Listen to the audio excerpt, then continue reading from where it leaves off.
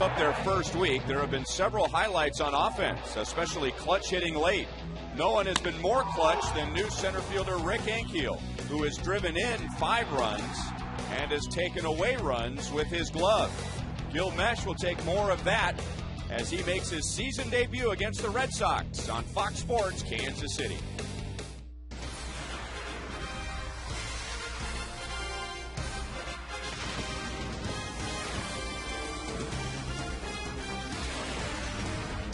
The Royals begin a long road trip after this afternoon's game, and it's going to be hard to say goodbye to this great weather. Welcome back to opening week presented by Mitsubishi Motors. The Royals wrap up a 3-game series with the Red Sox and go for a break-even homestand. Welcome back to Kauffman Stadium with Royals Hall of Famer Frank White. I'm Ryan Lefevre, and it's just a slice of the long baseball season, but the Royals have seen some positives from their 4 newcomers, all in the starting lineup. And so let's take a look back at this first week and begin with Scott Podsednik. Well, Ryan, Scott Podsednik has come in and done everything the Royals wanted him to do in left field. He's played flawlessly on defense. His offense has really been there from the very first start. And he's also done a real good job of just being unselfish and advancing base runners. Second baseman Chris Getz, so let's ask the second baseman. What do you think so far? He's been solid. Double plays have been solid. He's been sure-handed on his fielding. The one area that is really impressive has been all around. He's been getting his slap hits, line drives here, and putting the ball in play. Again, like Podsednik, can bunt, and he's just stolen some key bases for the Royals so far. Rick Ankiel, can't say enough about what he's done with the bat and with the glove. Got to a slow start, but really found his stride against Tim Wakefield, a knuckleballer, and ever since he's just been line drives and doubles and playing good defense and running the bases hard. And then finally, Jason Kendall. He's the only Royal that's hit safely in all 5 games, and he's in there again today. Well, Jason's really shown that he's resilient. I mean, he's played day game after night game. He had shown in his defense behind the plate. He's got a nice compact swing. He's a real good situational guy, and then fundamentally he's about as sound as anyone in the lineup. And I'm sure he's enjoyed being behind the plate the way the starting rotation has begun the season. Gil Mesh makes his season debut. We'll talk more about that when we come back.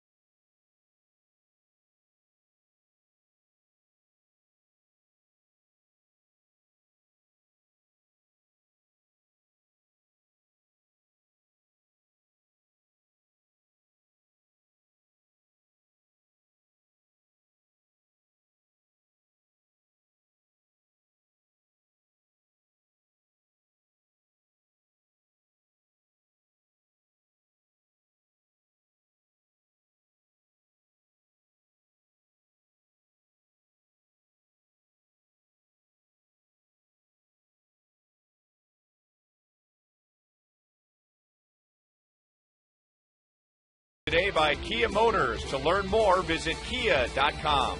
And by Kellogg's, the best to you each morning. Last year, the Red Sox were third in the American League in home runs, and even though they focused on defense during the offseason, they can still hit. And we saw that last night as the Red Sox hit 5 home runs, 2 from Jason Varitek, and won Game 2 by 5 runs. Today, they're going up against Gil Mesh, making his season debut, and here's the Kia pitching report. A healthy Gil Mesh really helps the Royals in 2010. He needs to regain home field advantage. Only 1 win in 5 starts last year at the K, and that would go a long way to helping the ball club. And find the form on his curveball. And with his back issues out of the way, he's able to reach out, and if the curveball's going down, it'll be a good indication that he's very healthy and ready to go. Here's the lineup he will face today, brought to you by M&I Bank. And really the only change as far as the Red Sox regulars, well, a lot of them are back in there after getting the night off last night. But Bill Hall will be at shortstop and hit ninth, so Marco Scudero is not in the lineup today. Royals have been thrilled with what Rick Ankefield's done. Remember, he missed a lot of spring training with a bad ankle, but he has 6 hits and 4 RBIs at the plate in this series. We'll see what happens today. The first pitch is next.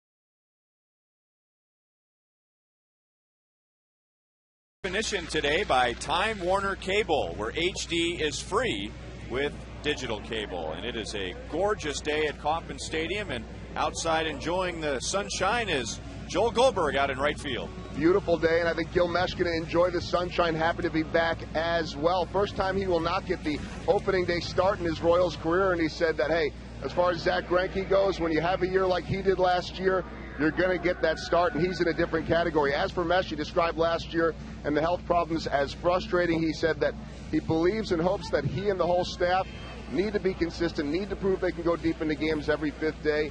He pitched on Tuesday in an extended spring training game, guys, and he said, you know things are going well when you're having fun. He was able to use the curveball, able to throw it easy, pain-free. That's why he was having fun. Asked when the last time he had fun was. He said sometime last year, guys. All right, Joel, and numbers that we're not accustomed to seeing from Gil, at least as a Royal, with that ERA over 5. Allowed more hits than innings pitched. The walks were up, almost 1 walk every 2 innings, strikeouts down, and allowed 17 home runs in 129 innings. But all of that with Gil Mesh that was less than 100%.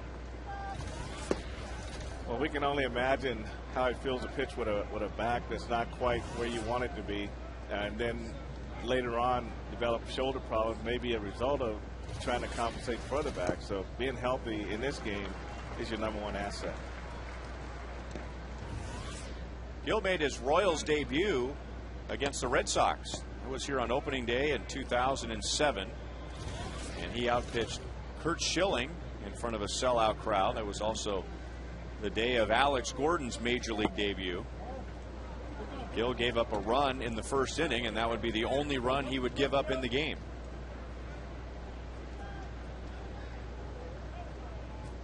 Well, Alex, you know, he debuted in a great situation and in a bad situation at the same time. That's the 5th hit of the series for Jacoby Ellsbury. 75 perfect degrees in Kansas City, and we started right on time at 1:10. Time and temp brought to you by the parking spot. Easy to spot, easy to park. The parking spot at KCI. Boy, did we luck out in this opening week. And as far as the extended forecast look, the Royals should have pretty good weather in Detroit and in Minnesota, and all of a sudden the forecast means something in Minnesota because we're not protected by the Metrodome. Ellsbury running right away, and that's his 2nd stolen base of the season. He had 70 last year. Well, they're not wasting any time. That's how he accumulated all those stolen bases last year, is just knowing the pitches, knowing when to go, and he just picked a great pitch down and away to Kendall, and he made it easily into second base.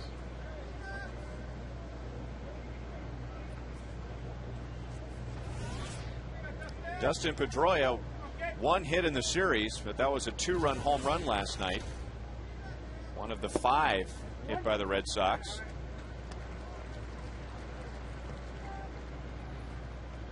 Pedroia is a throwback player in so many ways, but I noticed something today before the game. He was doing something that you don't see very often today, but it used to be a very common occurrence at the ballpark, where a player gets dressed really early and just comes and sits in the dugout and just looks at the field and watch the Royals take some infield practice, and just kind of soaked in the atmosphere. And nowadays with computers and lounges and places to go watch video, like guys, usually the last thing they do is go out to the field right before they stretch. But Pedroia must have spent a good hour and a half just sitting back and checking out Kauffman Stadium. Well, sometimes you have to do that. I think that is one thing that we try to do as players. We back when we used to take infield a lot, we used to stay around and watch the other team take infield and find out who could do what.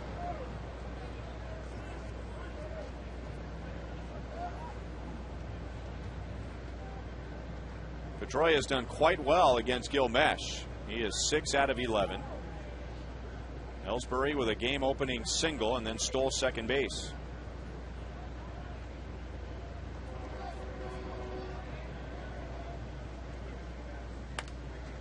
Little half-swing fly ball foul off to the right field side, so trying at least to get Ellsbury over to third base. You know, a lot of times when the clubhouse is so comfortable, you know, the Royals have a real comfortable clubhouse. You know, the lounge and the computers and all the little personal things that you do, play cards and things like that. So coming out and just sitting in the dugout and watching the field and maybe watching the other team, see what they do, early work, things like that, it really doesn't register sometimes. Struck him out. Got him with a fastball that was out of the strike zone.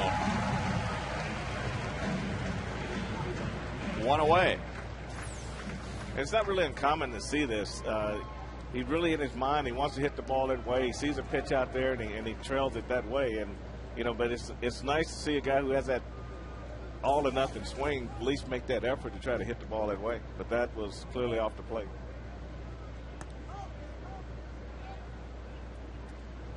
And that'll bring up Victor Martinez, who is 0 for 9 in the first 2 games, and he's grounded into 2 very important double plays.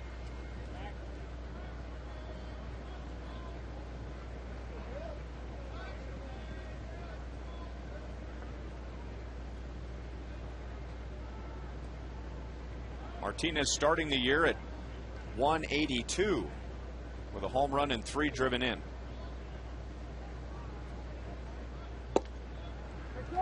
Cut fastball for strike 1. The one thing I noticed already about Gil is that he's able to get out over his front side and sort of reach out and extend. You know, normally he rides a lot of fastballs way up in the zone, but today, so far, he's been down where he needs to be. And that's usually a good indication that, you know, the back's fine, everything else is okay, because last year he had trouble reaching out. You know, he threw straight up and down a lot, but now he's getting out over the front side a lot better. And from the very beginning, he downplayed the stiffness in his shoulder, and he promised everyone that this was not something that was going to keep him out of any starts this year. And the Royals, being cautious, began the year with him on the disabled list. He still pitches in the first week, but it sounded like more of a veteran, mature type of a move of, you know what, I've got nothing to prove here by trying to pitch through this stiffness and make it worse. I'm just going to take myself out. Plus, it was a spring training game. It's spring training, and it's a long road. And you know, you don't want to go through all that time in spring training getting ready for the season. Then in the last week of spring training, you're on a DL, and you may be a 60-day DL, and now you're coming back. So I think it's always prudent to just do that as early as possible in spring training, get whatever you need to get worked out, and then come back and start the season as close as possible to opening day. Martinez, after opening day, I'm sorry. Martinez chasing one that was well out of the zone, which might be another sign that Gil's got some good life on his fastball. We've seen 96 a couple of times.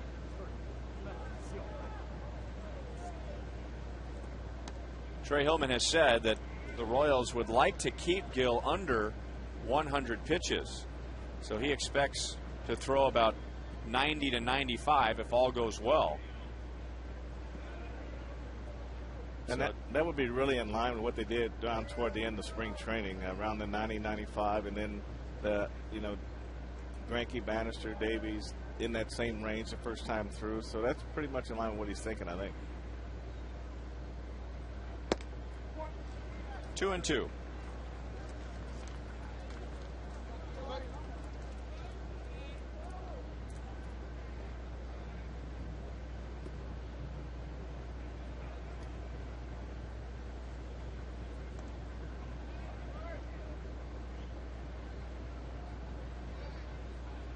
Gil got off to a very good start last year.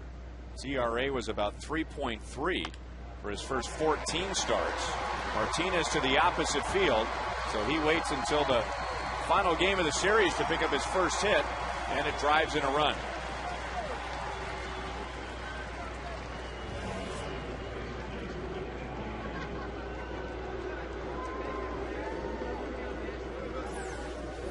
No, it's really not a bad pitch here. I mean, this is a curveball that was down and away, and he just stayed with that pitch and went with it and hit a line drive to left field. I mean, that was an outstanding piece of hitting on his part.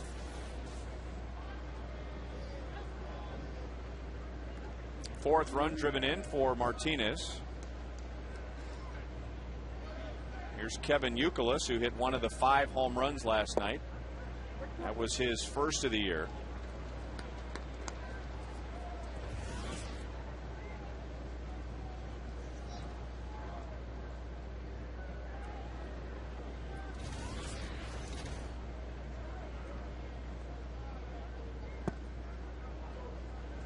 Cutter's a little bit high. 1 ball, 1 strike. Youkilis, like Pedroia, has done well against Mesh. 7 out of 13. That figures out to .538.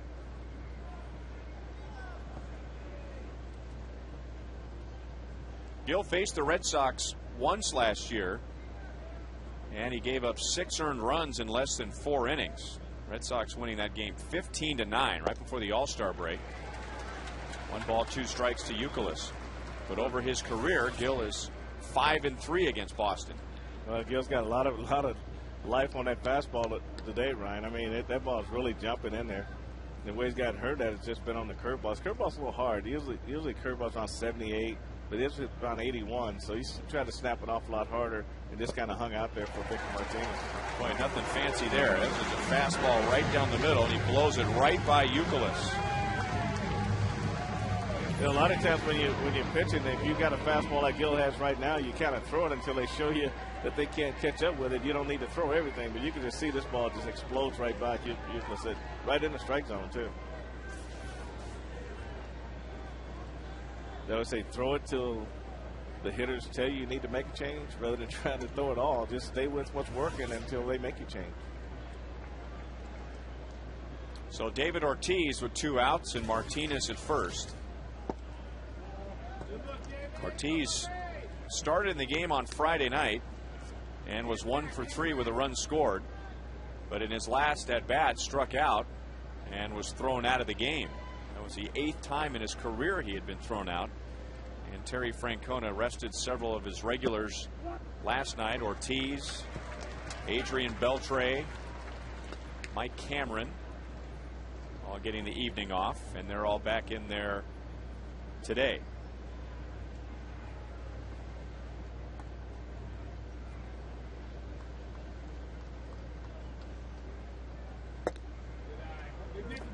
Two and one.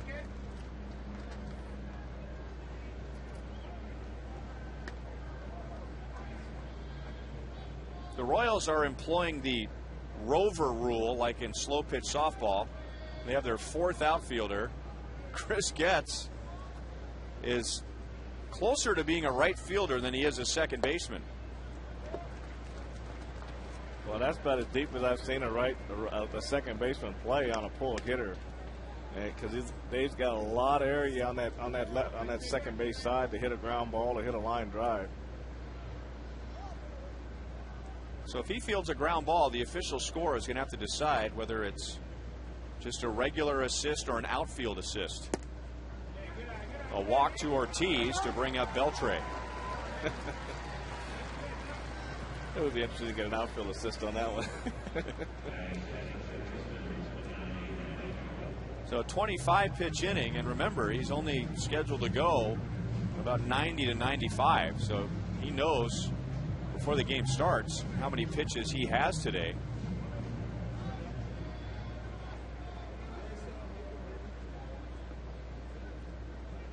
First and second, and Adrian Beltre, 1 for 4 with a run driven in on Friday. Came into the game last night defensively.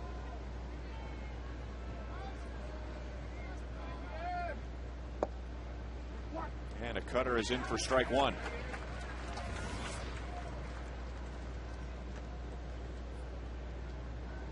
Beltre has hit safely in each of the 4 starts this year. The Red Sox opening the season at home against the Yankees.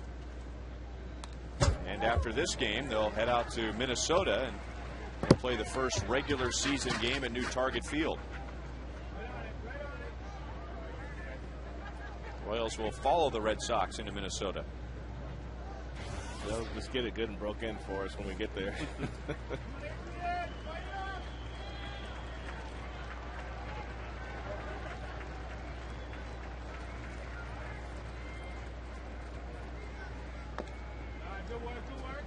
Still 0-2. Beltre last year on the disabled list twice for the Mariners.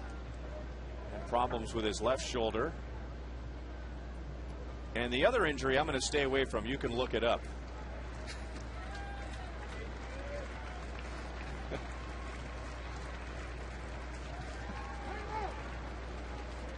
If that's not a huge clue.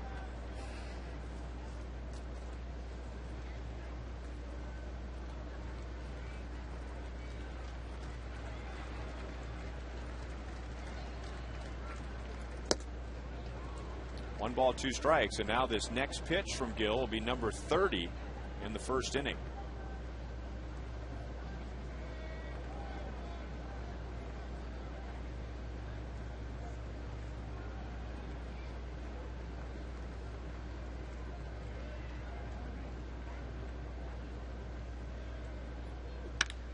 And number 30 is drilled past Butler. So Martinez coming around to score. Ortiz goes first to third, and Boston leads 2-0.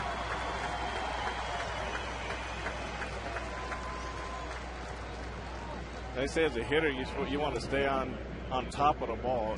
And you see what this pitch is? This pitch is up out of the strike zone, and Beltre just gets on top of this ball and hits this ball to right field.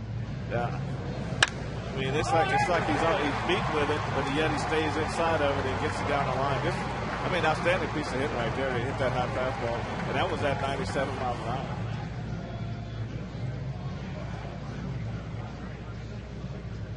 Bob McClure out to chat with Gill on one hand, allow him to catch his breath, and maybe on the other hand, just remind him what you just said, Frank. Hey, 9 out of 10 times the guy swings at that pitch, he's going to be out.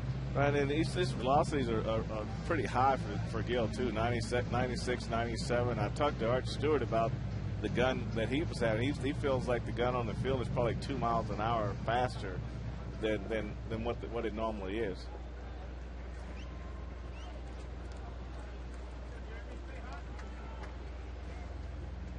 So 2 runs, 3 hits, a walk. That brings up Jeremy Hermida, who homered against Zach Greinke last night, back-to-back with Jason Varitek.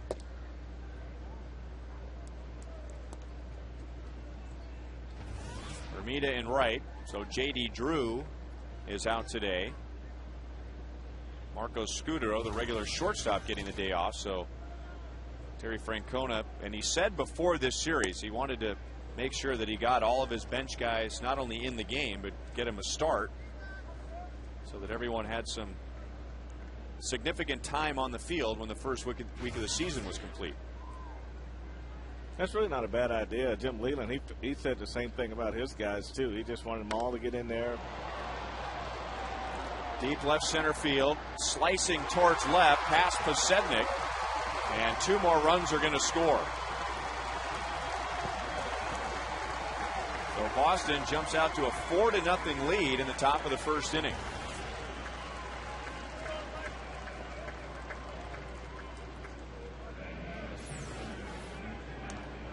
This looks like a changeup that stayed out of the way and out over the plate, and Jeremy Hermida just really drove this ball to the left center field. This ball just kept moving away from Ankiel. He kept going, and the ball kept slicing, and it got right between both he and Posednik. We don't see a lot of him because he's coming from the National League. We were in Florida a couple of years ago, but he's got a good-looking stroke. Nice swing. Uses his hands very well. Jumped on a hanging curveball last night, homer to right, and then staying back and doubling to left center. So Mike Cameron, the 8th man to come up. Gill has used up 34 pitches now.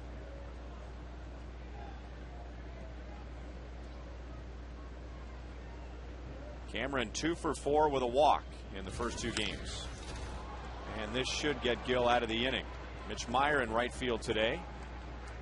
Makes the play. So 8 bat, 4 score.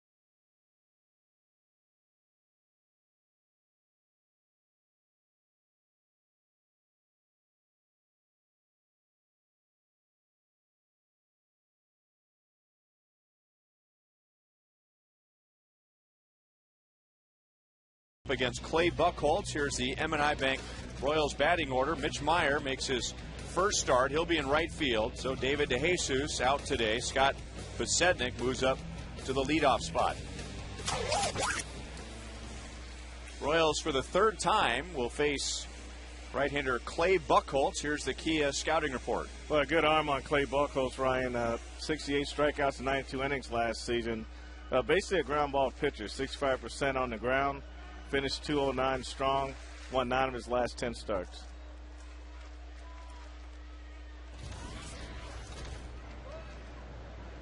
Posednik 1 for 7 with a sac bunt in the first 2 games. And batting at .333.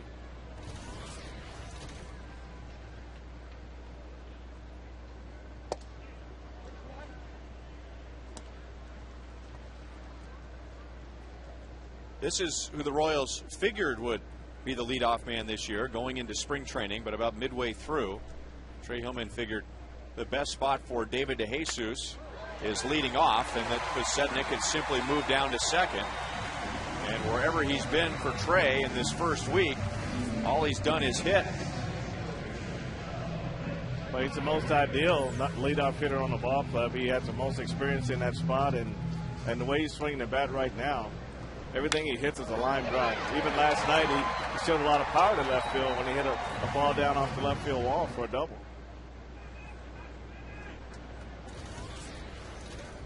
Posednik has stolen 2 bases, and the Royals as a team are 8 for 8 so far. The good thing about that 8, they've all been stolen bases the Royals have needed to have.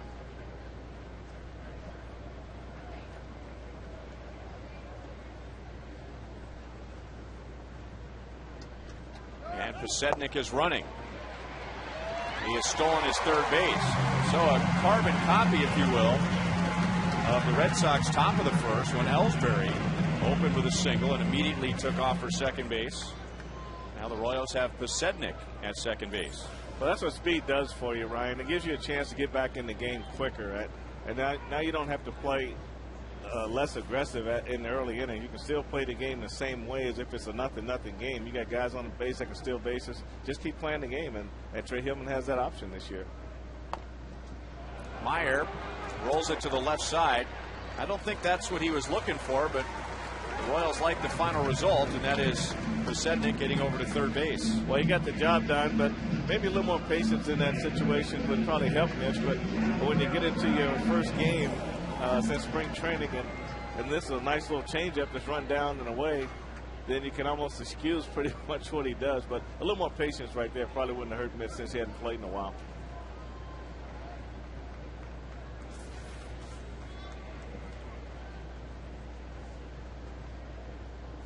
And now Alberto Callaspo, 2 for 7 with a walk. Breaking ball in for strike 1.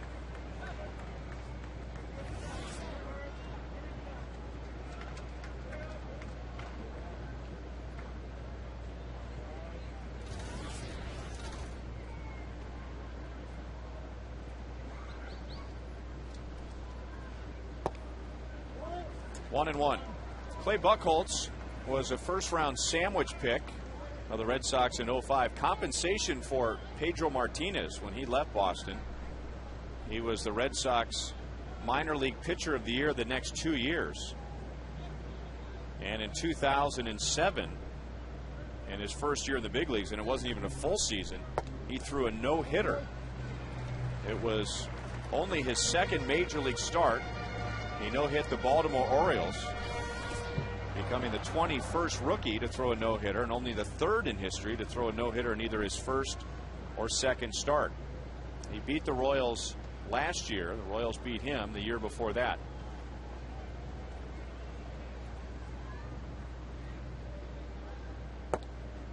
Three and one on Callaspo. You know, from a confidence standpoint, Ryan, this is a huge run for the Royals. I mean, to give up 4 runs in the first and come back and put a run on the board into the bottom of the first, that gives the offense a big confidence boost and could help Gil Mesh also when he goes back on the mound.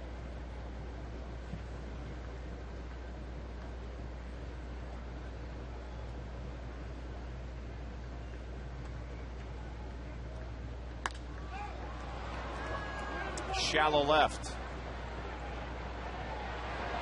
dropped. Both Ellsbury and Hall had to deal with the sun, and then they got too close to one another. So that appeared to be too shallow for Posednik to score, but the Royals will take the gift.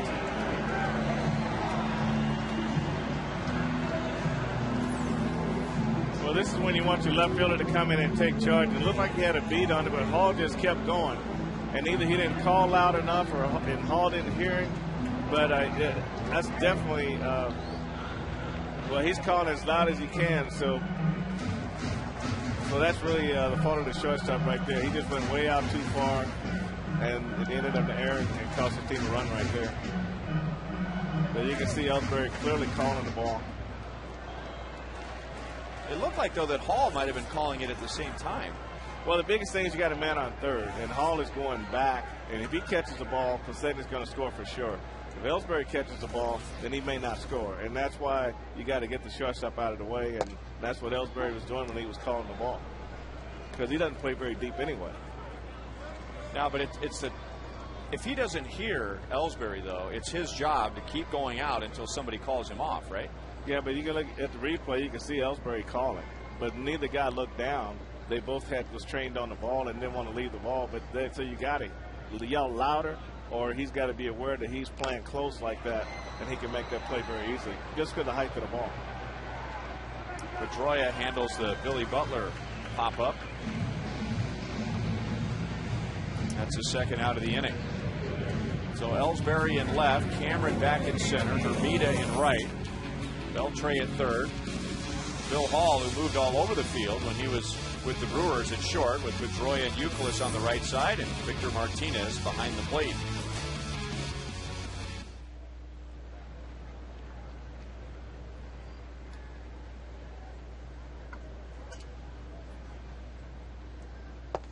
Ball one to Rick Ankiel, 6 out of 8. And retired in his last 2 plate appearances last night. So he was 6 for 6 to begin the series. A couple of doubles, a home run, stolen base, and he has driven in 4. He's got Callaspo at second. 1-1. You know, on plays like that, you know, with Hall going out and Ellsbury coming in, and both of them were going a long way, you know, not only do you call for it, but you're encouraged to keep calling for it, because you have to anticipate that someone else is going to be in your area, right? You can't just say, I got it once. Well, no, he called more than once, but as an infielder, when you're running sideways like Hall was, you got to run with your ears open. You can't, even though you're focused on the ball, you got to be listening for that guy all the time so that you can peel off if you hear him. Now, if you square up to the ball, then you expect the outfielder to back off and let you have the ball. But in this case, it's easier play for Ellsbury, because if Hall catches that ball, there's no way he keeps Posednik from scoring. If Ellsbury catches it, now he's got a chance to keep from scoring on that play.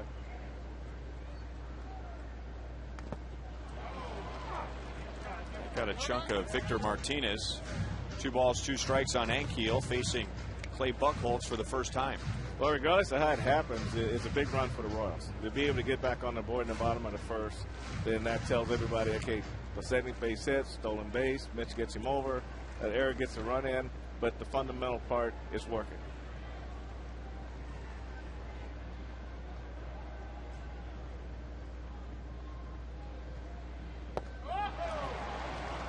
So Buchholz picks up his first strikeout, and the Royals get an unearned run in the bottom of the first.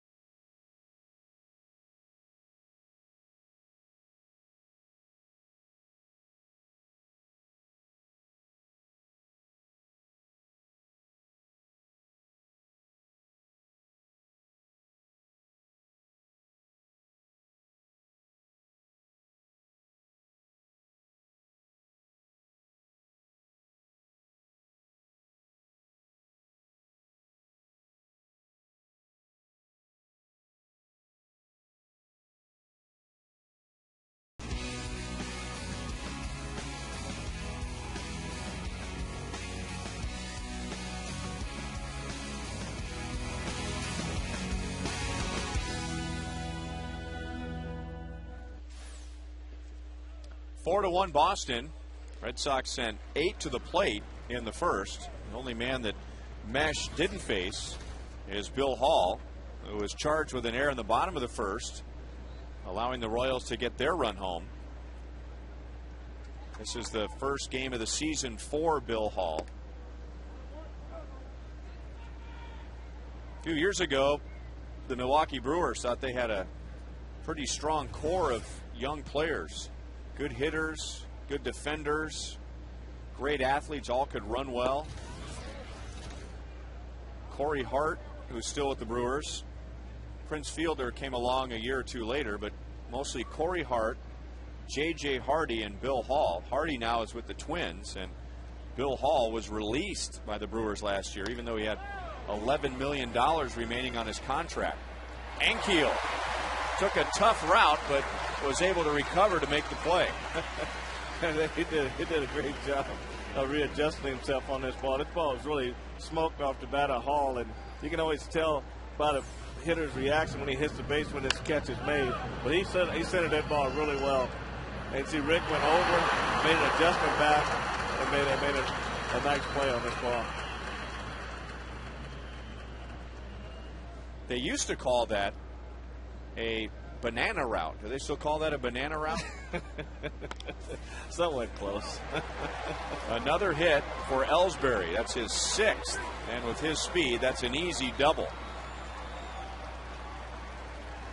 So he's 2 for 2 today.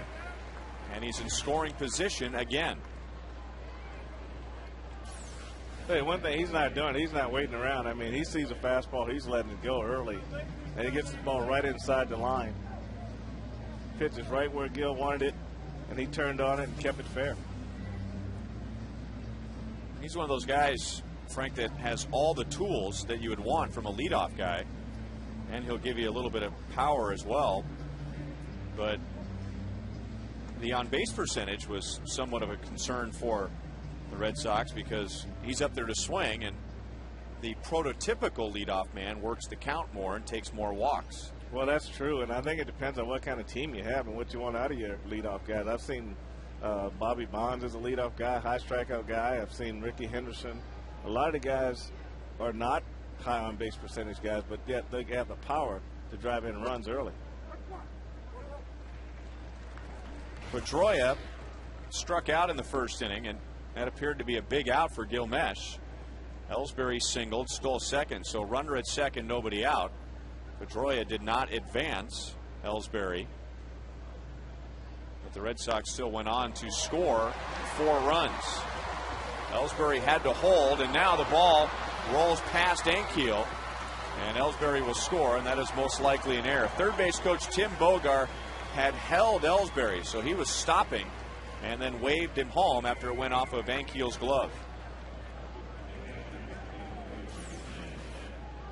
That's a curveball from Gil that stayed out over the plate, and Pedroia did a good job standing with that curveball and hit it just like you're supposed to the other way. And you can see right here what Ellsbury kind of checked in at third base, and he picked up Tim Bogart, so I better get going again. He goes back like he should on the line drive, and here he is right here. And so good base running on Ellsbury's part from the line drive standpoint, because he was going back to second because it was a line drive, and then he was able to, he didn't totally check in at third, so he was able to restart and score on that base hit. So no RBI for Pedroia.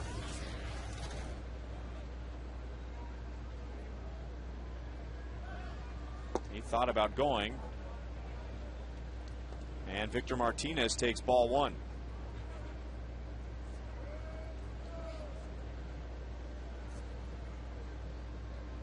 Robinson Tejeda, not to be confused with Miguel Tejada, warming up in the Royals bullpen, or Roman Colon for that matter.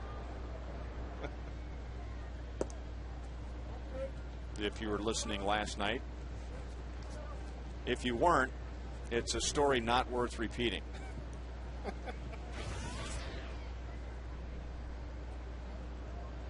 Martinez single in the first inning, his first hit of the series. He had been 0 for 9 and had grounded into a couple of double plays. Now Gill falls behind 3-0. So the Red Sox with 5 runs, 6 hits in an inning and a third. Gill moving up on 50 pitches. And remember, his pitch limit, we won't say pitch count because it depends on how well he pitches today, but Trey Hillman really wanted to keep him around 90 to 95. And now 4-pitch walk, and that's Gill's second walk of the day.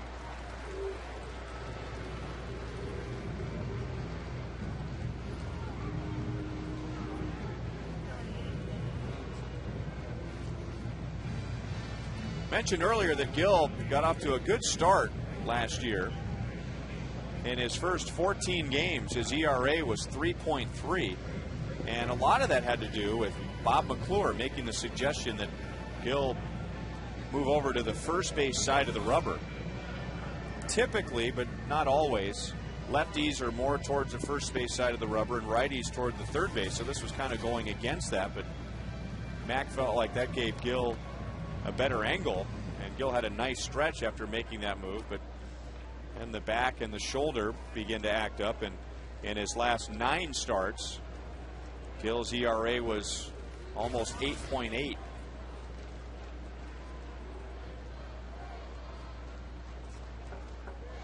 A little bit inside with the fastball, so Gill's missed with 5 in a row. He struck out Youkilis, just blew a fastball right by him. That was back in the first inning.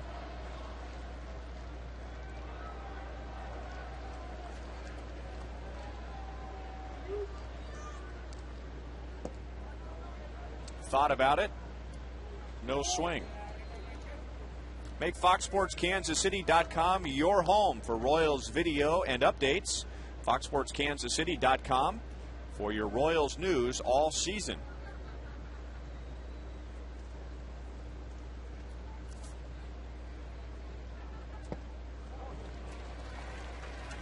Two and one. You know, the one thing about being on the right side of the rubber for a guy that has a good breaking ball or who has a lower arm angle, it kind of puts you almost behind the right-handed hitter. And when you throw that breaking ball, it does give you a better angle to get your breaking ball in there. And you got to just get to that extension side with your fastball.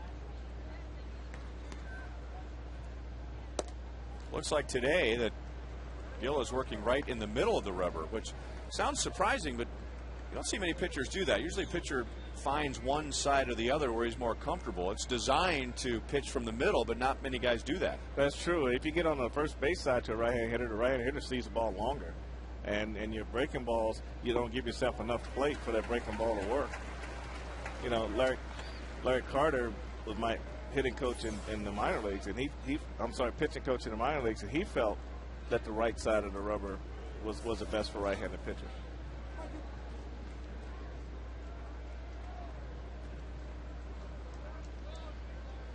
A run home on an error. 2 on, 1 out. So Youkilis chasing a couple pitches down and away, lays off that one, and now Gill has walked back-to-back hitters. 3 in the game. And the bases are loaded for David Ortiz.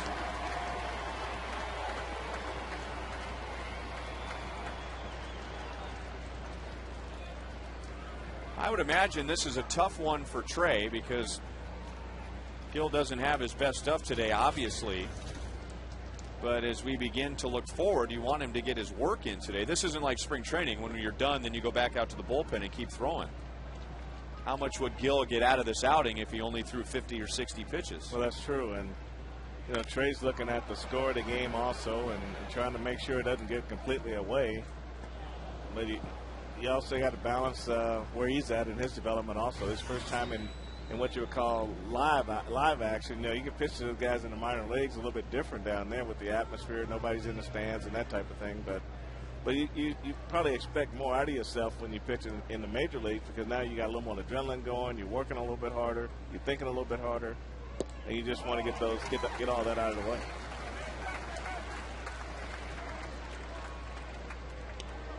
Well, he's facing here, Frank, a very dangerous hitter who's put up some monster numbers for the Red Sox, but is not off to a good start. David Ortiz just 2 out of 14.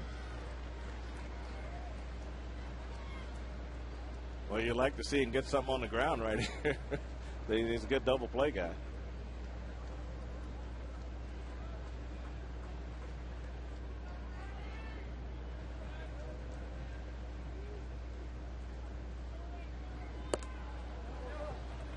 So Gill facing a hitter who's not swinging the bat great at the moment. But Ortiz probably thinking that maybe today would be the day that he would get back on track based on what he's done against Gill.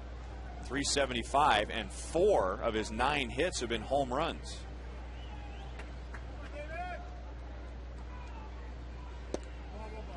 So from 0-2 to 2-2.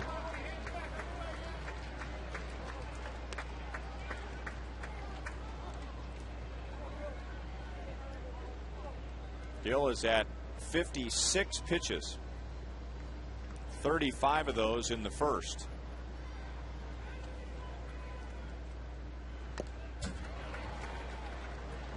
Still 2-2.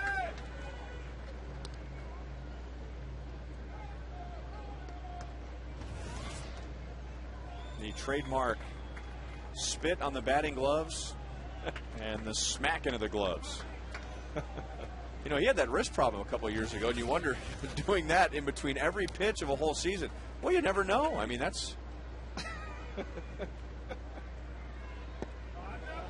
just missed high with the curve. That's a good way to hurt that hamate bone, you know. It's just all that clap. Those are pretty firm claps, too. Well, as far as he can go with him right now. Pedroia at third, singled. Martinez at second, walked. Youkilis at first, walked. Red Sox with 4 in the first, 1 here in the second. And we'll do it again.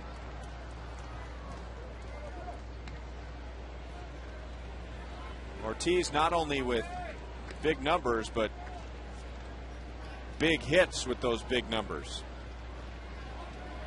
Yeah, David seems to be just a little late on those fastballs. He catches them right at the end of his swing. I mean, back in his swing. So Gill, that might be the pitch to go with.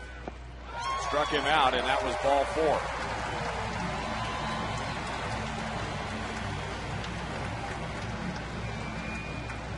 4. So Gill now with 3 strikeouts to go with his 3 walks. Well, it's a good changeup down and in. It almost looked like a slider down and in, probably to Ortiz when it came out of his hand. But it's in that automatic zone for those lefties. They see that ball down and in. For some reason, their hands just automatically swing at it.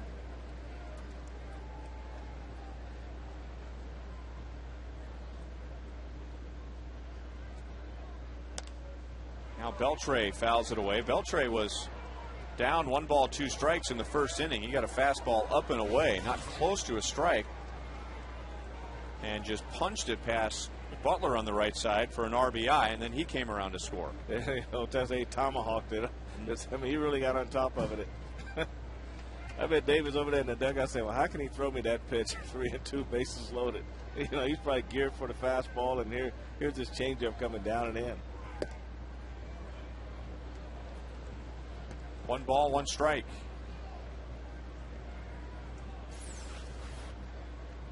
This was a foul ball when David Ortiz was hitting. And a youngster over near, I see, next door to Mr. and Mrs. Glass. Boy, there's a kid with some guts. Hops over the railing and goes into the owner's suite, but polite enough to ask Mr. Glass, can I have this? I bet he has no idea what he just did.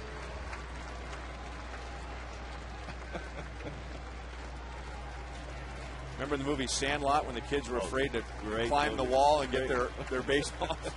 Great movie. Gill comes back with 2 strikeouts to get out of what could have been a huge mess in the second inning.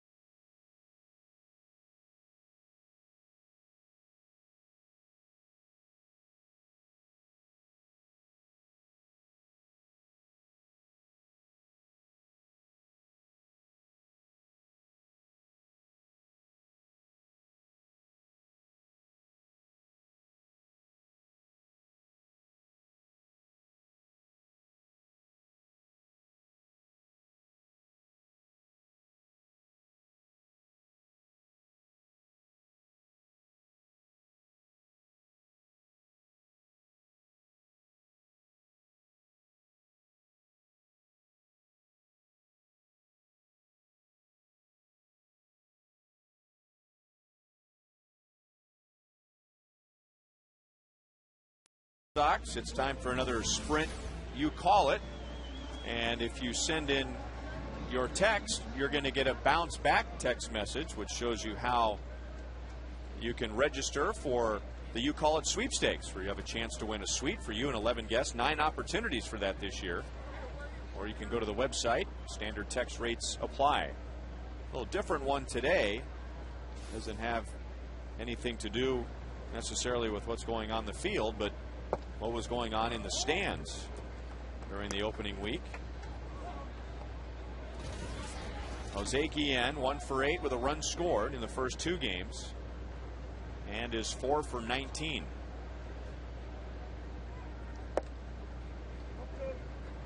Royals with a gift run in the bottom of the first. Kosednik scoring on a drop pop-up by shortstop Bill Hall out in shallow left field. It'll be Guillen, Kendall, and Betancourt in the second inning.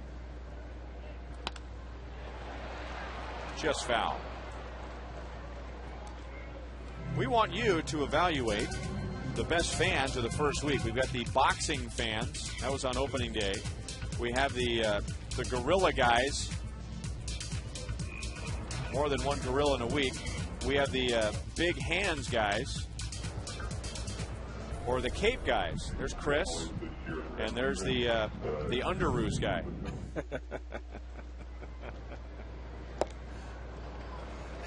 Two and 2 on Guillen. So text 432-432. Enter keyword Royals. A space. A, boxing guys. B, gorilla guys. C, big hands guys. Or D, the cape guys. I thought you were going to say the other guy.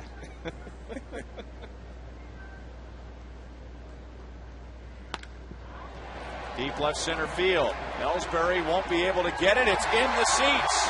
Guillen homers for the first time this year.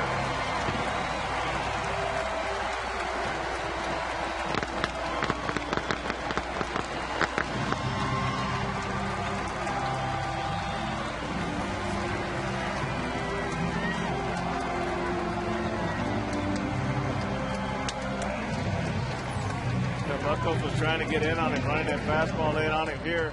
He just gets the ball down. He really brings those hands in and stays real tight. He did a super job getting through that ball and then rolling those wrists afterwards. But the key was he brought his hands in, got the fat part of the bat on the ball, and drove it in the left center field seats.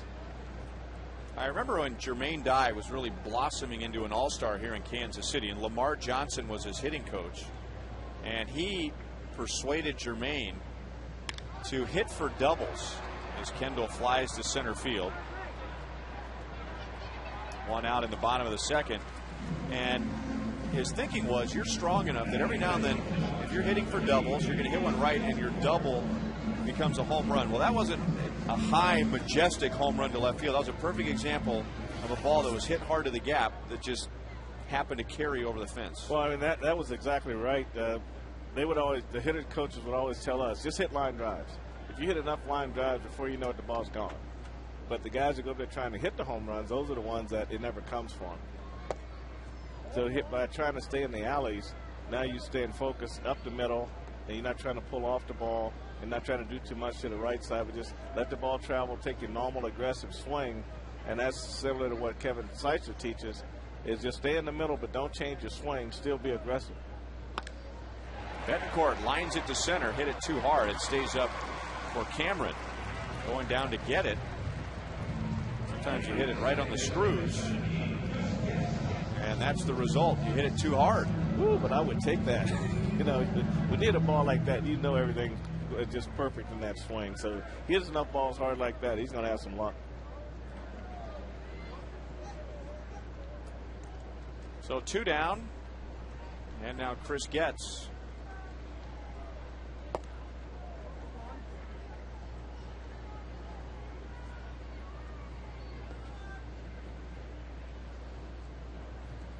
Gets off to a 3-13 start, 5 hits, 16 at-bats, and he has stolen 3 bases already.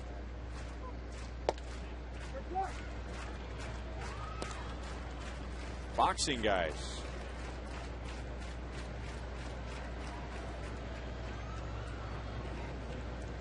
Really wasn't much to that, though, was it?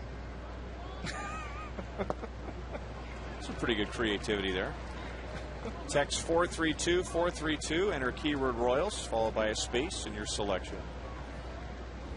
Was this area once populated by gorillas at one time? What's the gorilla connection with Kansas City? I mean, because we had more than one gorilla. There used to be a big gorilla at the zoo called Big Man. I remember him when I was a kid. That's the only thing I know that would be that would put gorillas in a ballpark. I think the Phoenix Suns for a while, their mascot was a gorilla, which makes sense. I mean, there are gorillas all over the desert. I mean, for every cactus you see, you're going to see about 3 or 4 gorillas. Well, they've had gorilla problems. Well, they've got Pittsburgh State. You know, they're the gorillas. Yep.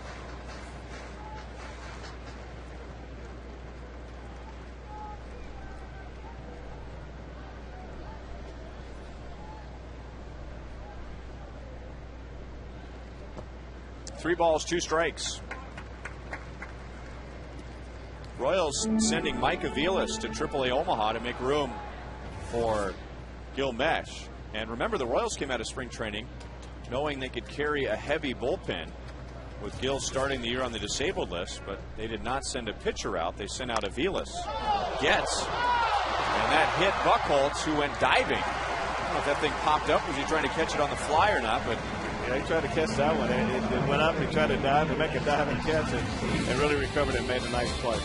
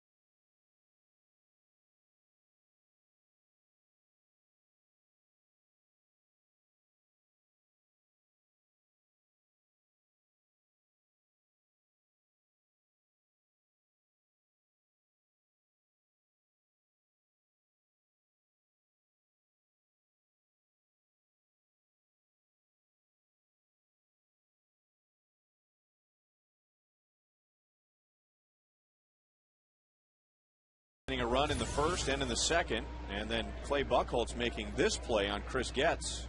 Well, this is one of those, luckily it's to his glove side, which makes him see the ball a little bit better. But he couldn't believe it was in there, so he figured he'd toss it up and make a diving play out of it.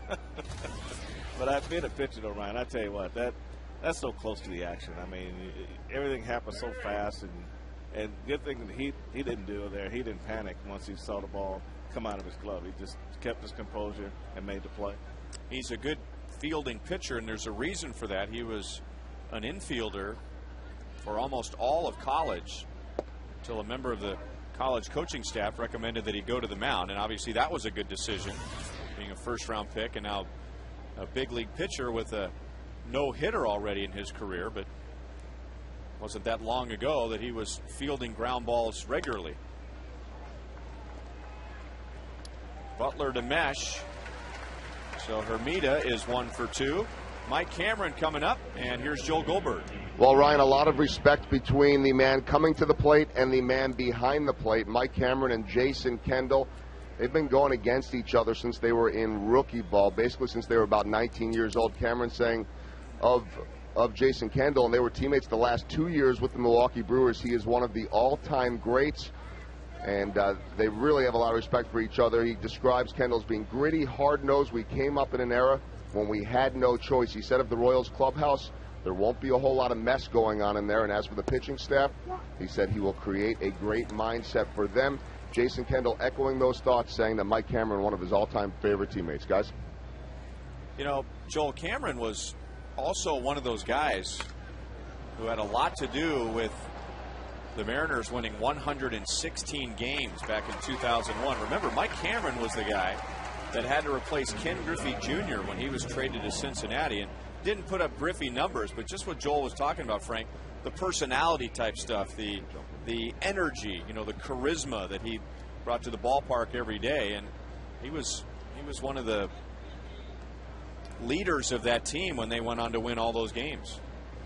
Yeah, and guys, you know, he's been with a lot of teams, and it's not a matter of going from team to team because he wore out his welcome. Great defense, great team leader. And, you know, Ryan, I know you've talked about this on the air a lot with Jason Kendall. Came back from an extremely gruesome injury. Same for Mike Cameron. He came back from a gruesome injury as well. Both have overcome a lot. Both have been in this game a long time. And both are throwbacks in an era when the game has changed. Both believe that this game should be played really the way that it was played when Frank played, when Split played, and there aren't a lot of those guys left.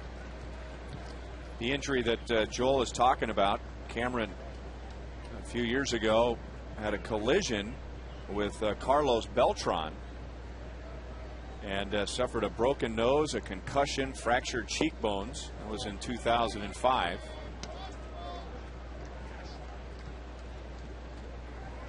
You know, a lot of that leadership starts on the field, too. The guys like Kendall and Cameron, they mainly want to do it on the field first and then worry about the clubhouse second. And they figure if they get it on the field first, where guys really come there ready to play hard, be accountable for what they have to do on the field, then that will translate into the clubhouse. And that way your focus is always on the field first and clubhouse second. That's kind of how the guys I play with were.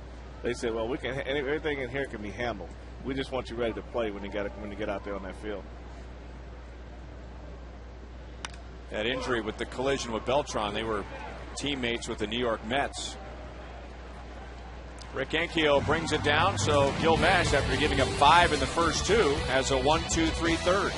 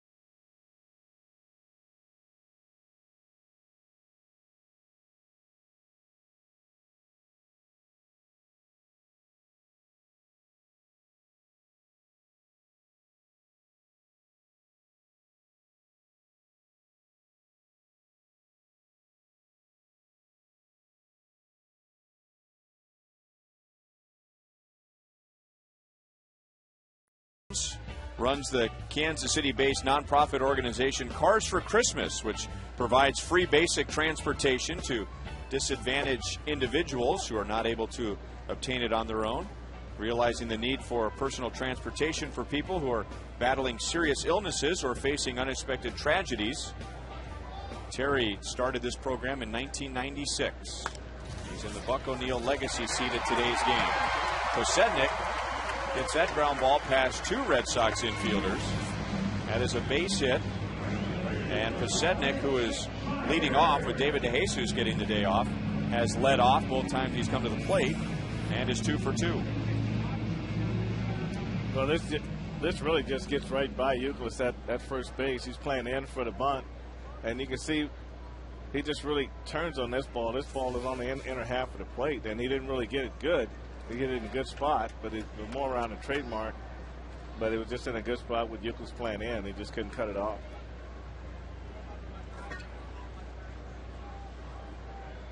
But when you're hot, you're hot. That's the way it goes in this game. Yeah, right now Unievsky Betancourt is saying, man, I hit the tar out of my ball, and I'm out. And I'm out. But for the most part, most hitters will say, not all, but most hitters will say that over the course of the season, those even out. I don't know how they figure that one out. He'll say, okay, if it evens out, why did you hit 300 and I hit 250? Because when it all evened out, you hit 250. Other people, their evening out is 300. Oh, you are who you are.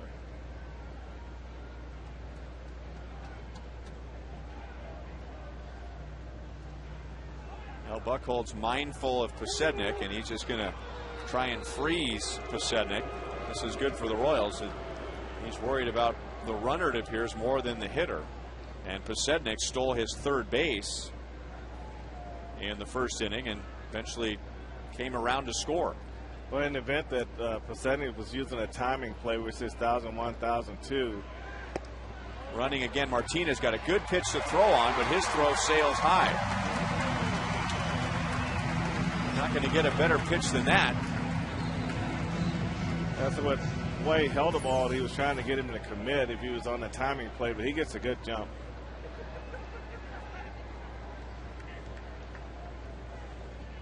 So an identical situation for Meyer in this inning as it was in the first. His job is to at least advance Posednik over to third. He got it done in the first inning by accident. Squibbed one off the end of the bat. Now he's going to lay down a bunt, and Buchholz may or may not have had a play at third, but in a 3-run game, he'll take the sure out. And Meyer gets the job done again. Well, this is just basically unselfish baseball right here. This is saying I want to make sure I get the job done. I don't know if I can pull it when I want to pull it, so I'm going to make sure I get the ball on the right side of the infield and get that runner over.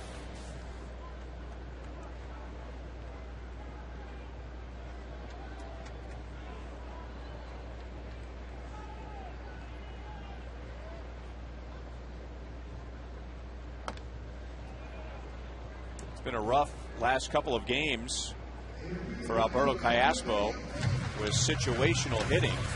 Came up in the game last night with a runner at second and nobody out after Posednik opened the inning with a double and he fouled out to third. And then today, with Posednik at third base and 1 out, hit a pop-up into shallow left. Now the ball was dropped by the shortstop Hall for a run, but if the ball is caught, which it should have been, the run would not have scored. He's down, no balls, 2 strikes. But the biggest thing is pitch selection. When you hit third, you can always come up in these situations throughout the year. And that's why George was so good at it, because he was a very clutch hitter. But it's all about pitch selection, just getting your pitch, not just trying to. Guys who don't hit there very much, they just want to put the ball in play. They're not really thinking about getting the right pitch for the right situation. Driven into right center, so he gets the job done here, and he does it the hard way. Down, no balls, 2 strikes, and the Royals have made it a 2-run game. So he did more than get the runner home. He got himself on base. Callaspo with his second RBI. Well, he picks on a curveball that stayed up out over the plate, and he did a good job staying with it and took it back through the middle right over second base.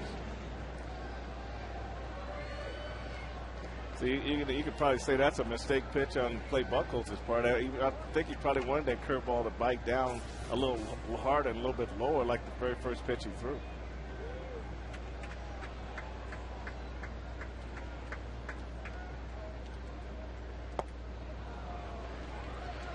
Oh, 0-1 to Billy. He popped out to second his first time up. Just 1 for 8 so far in this series. 1 hit was a home run on Friday, back-to-back with Ankiel.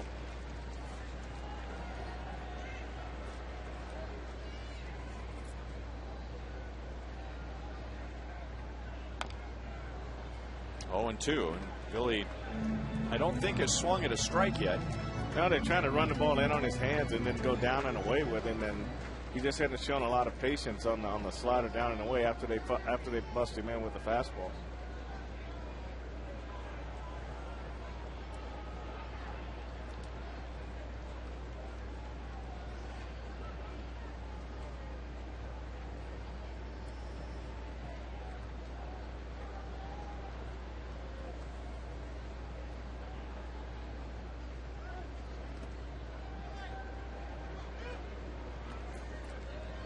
That was maybe an appropriate shot of manager Terry Francona there, who kind of dropped his head after that throw to first base. Callaspo is not a stolen base threat.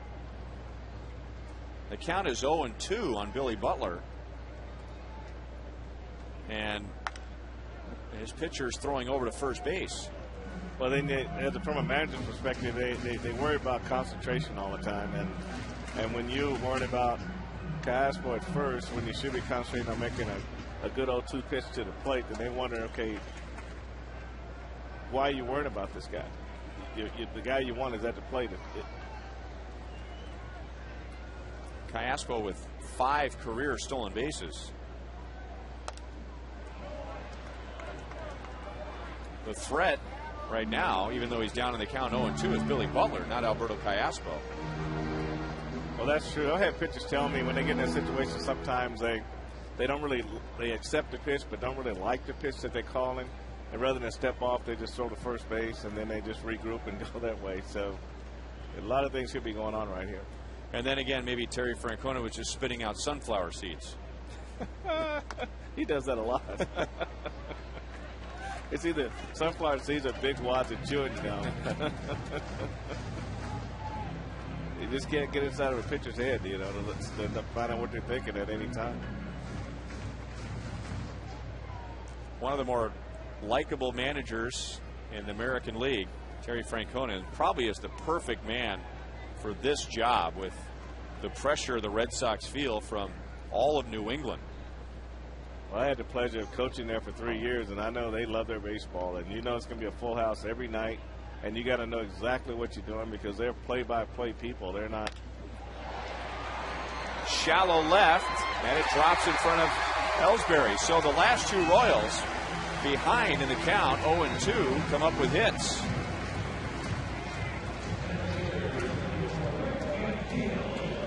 Buckles, in his mind, he made a good pitch right here. This ball, they've been trying to get in on Billy, and they did get that ball in above the trademark, and Billy was just strong enough to get it out in the left field. But most times, that's a pretty good pitch from a pitcher right there. John Farrell goes out to visit with Buchholz. The Royals have 2 on, 1 out. And Rick Ankiel coming up. The subject of today's league leaders, brought to you by your Kansas City area Toyota dealers.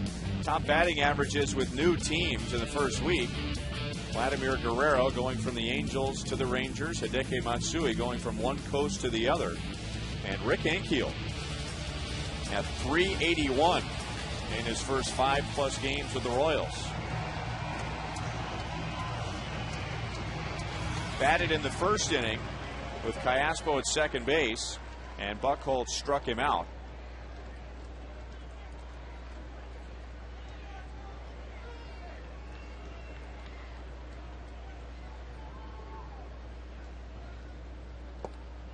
Starts him off with a changeup, 0-1.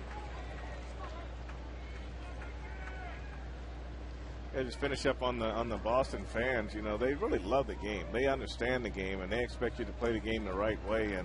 And they're more play-by-play. You know, you make a good play, they'll cheer you. You make a bad play, they'll let you know. And even on the opposing teams, if you play well, they'll give you credit for playing well also. So that's why when I coached there, I coached first base there. I loved it. It was unbelievable how much they love the game. And there's pressure to win. And really the biggest pressure there is handling the media, because there's a lot more media there, and they really are more critical when the team doesn't play well. And the guys who haven't survived there, it's been because you know, when the media gets on that side of you, you know, it's pretty tough to get on the other side of it. It's a joke, but there's some seriousness to it too. That, you know, you can open up the Boston Globe in the winter, and it'll say, you know, the Red Sox are rumored. The headline will be Red Sox are rumored to be looking at a certain player.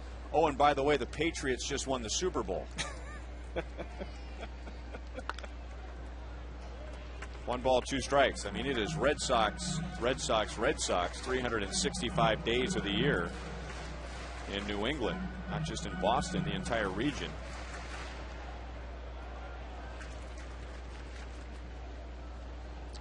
Beautiful day, capping a wonderful week of weather at Kauffman Stadium with the Tigers and Red Sox in town.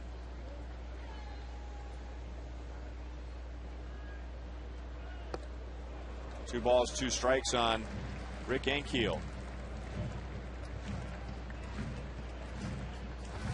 So now Buchholz having to deal with somewhat of a high pitch count with 1 away in the 3rd inning. Royals have scored 1 in each of the first 3 innings. 2 on, 1 out. Ankiel pulls it to Youkilis, who's a very good defensive first baseman. So the out is recorded, but both runners move up.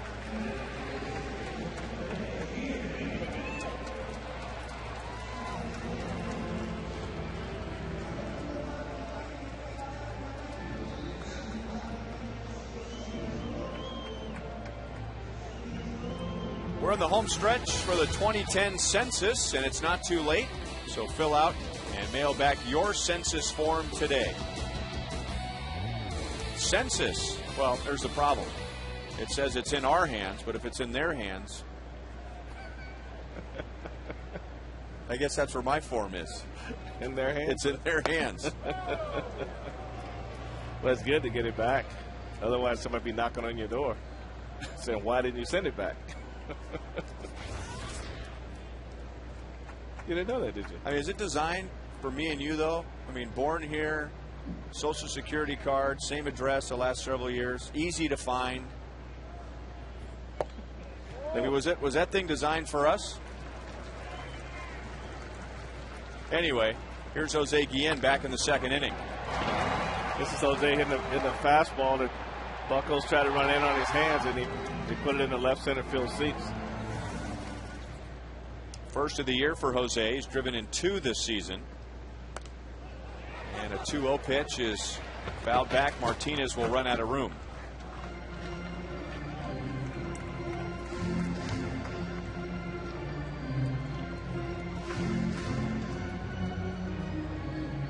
Number 6 spot in the batting order can be a very good position because most of the heat is on the 3, 4, and 5 hitters, and it's only natural for a pitcher to relax just a little bit when they get to the number 6 hitter. Yeah, I like that spot. If you got the guys at the top of the order getting on base, it could be a nice place to be by the end of the year.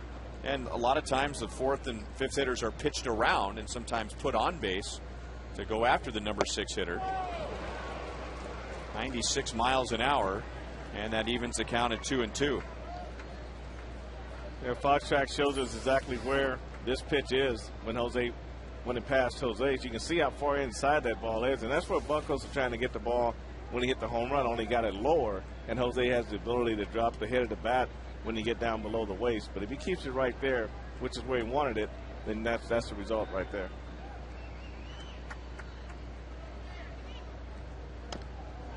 That curveball stayed up. Still 2 balls, 2 strikes.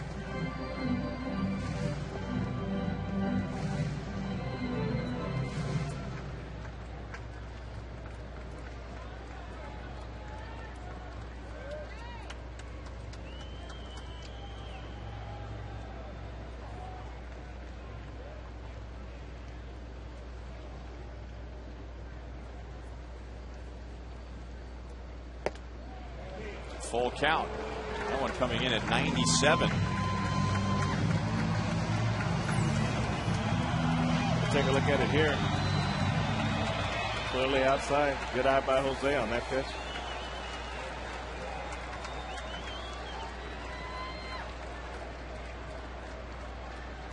A run home. Tyaspo at 3rd. Butler at 2nd.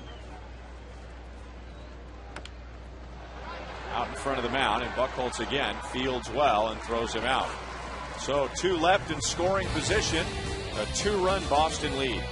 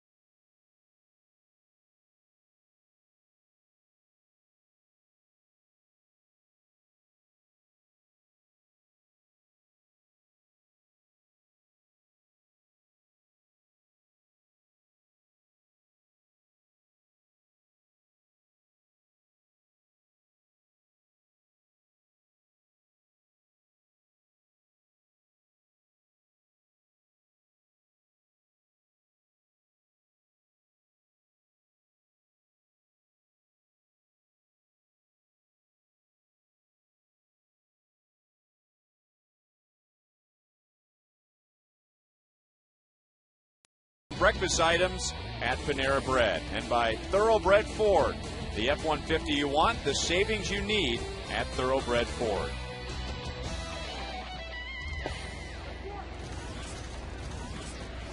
Well, this is a Red Sox type of game,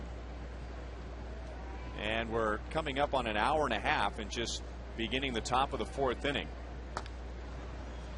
Ellsbury is going to ground to Butler, and Gilmesh gets him for the first time today. 2 hits, 2 runs scored so far.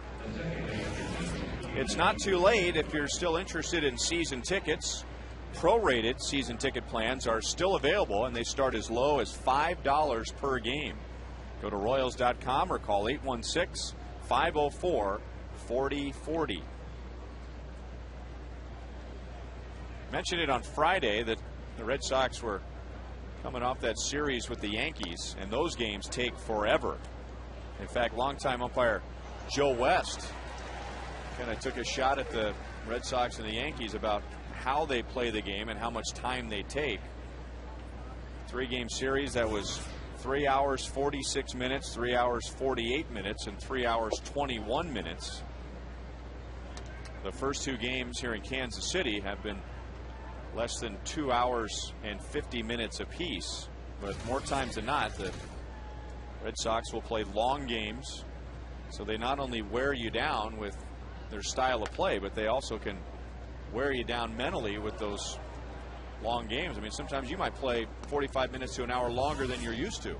Well, that's true, and a lot of it comes with the fact that the kind of team that they are, with the type of hitters they have, and pitchers being a little fine, maybe behind in the count a little bit more, hitters taking a little bit more time between pitches, and the amount of hits they put on the board.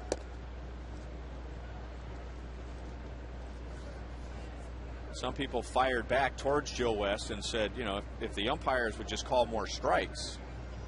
Now, that's a pitcher's perspective, of course. I think that was Kurt Schilling. That was his response to that. You know, if they'd call more strikes, the games would move along. But I mean, the umpires, if the hitters are taking a lot of time in between pitches, the home plate umpire has the authority to do something about it, right? It's right there for them. There's a certain amount of time that they need to, you know, there was something. Look at that swing. Are you kidding me? Pedroia into the corner for a home run. That thing might have gone over his head. I want to see Fox Tracks on that one. Talking about the tomahawk chop swing. Pedroia homers for the 2nd straight game.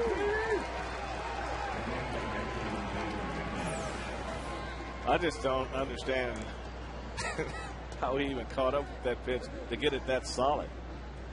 I mean, look at this. I mean, this ball is so high, and he didn't get on top of it. He basically just went up and got it. That thing almost hit the bell on Taco Bell. Which, by the way, if you do that, you get a free burrito.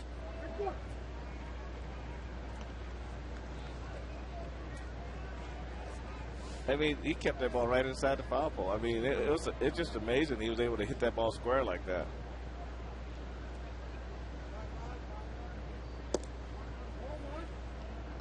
Victor Martinez, RBI single in the first inning, walked in the second. So we're beginning our 7th half inning, and in 6 of the 7, at least 1 run has been scored. Well, Gil will go back and they'll look at that pitch and they'll look at the pitch to Beltre and say, well, what did I do wrong there? I mean, these guys, Beltre got on top of it, drove it in the right field down the line. Pedroia gets on top, hits his ball square and hits it right inside the foul pole. That pitch was up, and Martinez got around on it.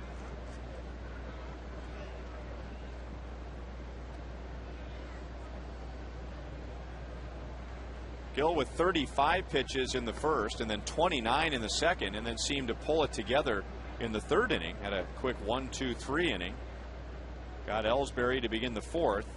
Then the Pedroia home run, and now Martinez pulls it fair into the right field corner, and that is in and out of the seats. So a rule book double and back-to-back extra base hits with 1 out. And now coming up on 90 pitches, Gil Mesh will come out as Trey Hillman brings in Robinson Tejeda.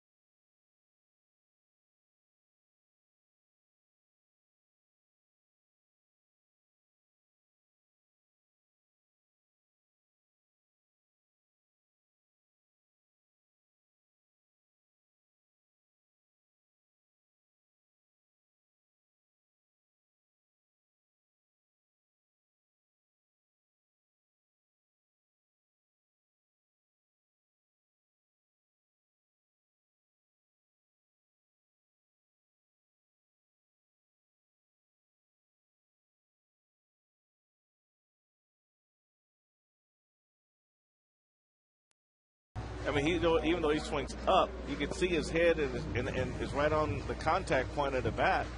And both guys were able to get up high and hit those high fastballs. Here's Martinez, who pulls his hands in and to hit a high fastball down the line for a double. So those aren't bad pitches at all. I mean, they're not strikes. I'm sure Gil would rather have strikes, but those are balls that you expect to get the ball back on. I mean, pitches that you expect to get the ball back on. So Robinson Tejeda, and remember, in spring training, at least for the first third or so of the games, he was trying to win the 5th spot in the rotation. So he is stretched out somewhat. The Royals are going to need some innings from him as he comes on in the 4th. With Martinez at second base, Kevin Youkilis at the plate.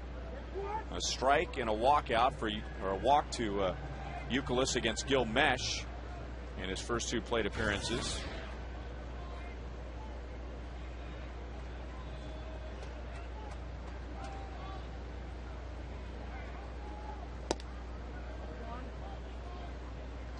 One ball, one strike.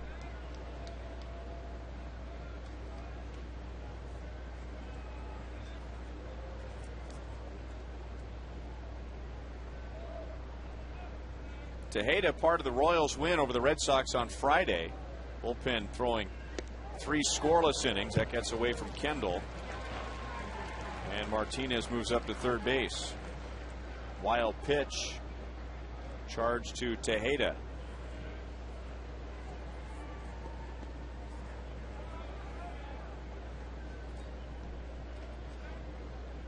After Kyle Davies, Tejeda, Farnsworth, Cruz, Parrish, and Soria with 3 scoreless. Tejeda, in the end, a 3rd scoreless over that stretch, but he had 3 walks.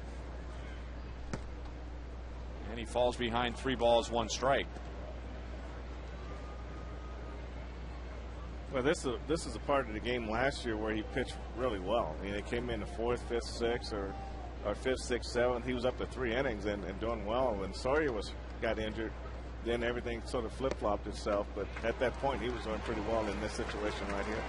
That is his 5th walk in an inning and a 3rd.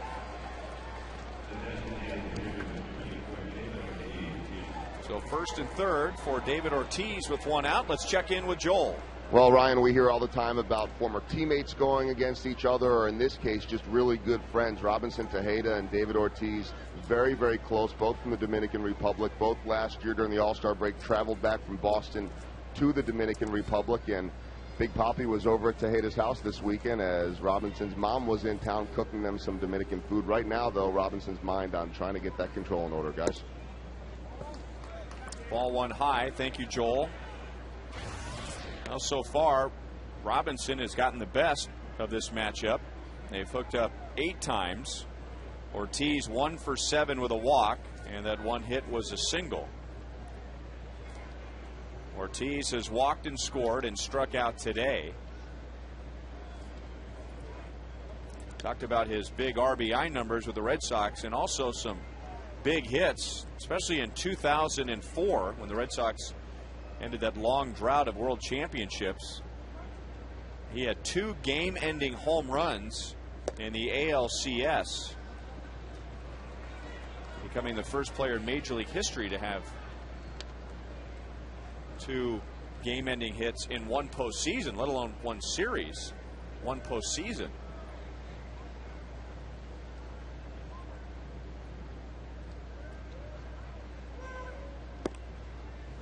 Three balls, no strikes. Yeah, Robbie's just having a hard time finding that release point, and he doesn't know whether he's dropping his arm a little bit, which is forcing the ball up. Sometimes overstriding can force you to throw the ball high, and then sometimes just trying to throw the ball too hard will force you to throw the ball high. So that you just got to find that mechanical flaw that's going on with him right now and get him back in the strike zone. And you get the feeling that that's what he's thinking about right now. He's just not picking up his target and throwing the ball. You get the feeling that that is in the back of his mind. Yeah, one of the things that they try to really stress to the pitchers, don't land on the heel. That the heel will force you up. Make sure you get your toe down first, and that'll bring the ball down in the strike zone.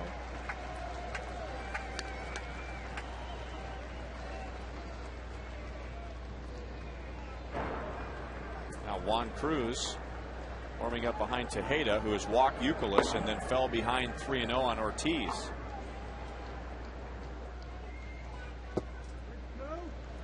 Three and 2. Ortiz had an impressive 3-season stretch with the Red Sox, beginning in that 04 season when they won the World Series. 139 RBIs, the next year 148, and the following year 137. He and Manny Ramirez, about as dangerous a 1-2 combo in all of baseball, maybe even baseball history, at least for those years. Well, I mean, it was very impressive. And after the wrist injury, he just didn't seem to be able to regain that real quick bat, and that's what he's working on trying to do now, is get that bat speed back. Sometimes when you injure your wrist, it takes a little bit. It's got to take a little bit away from your bat speed.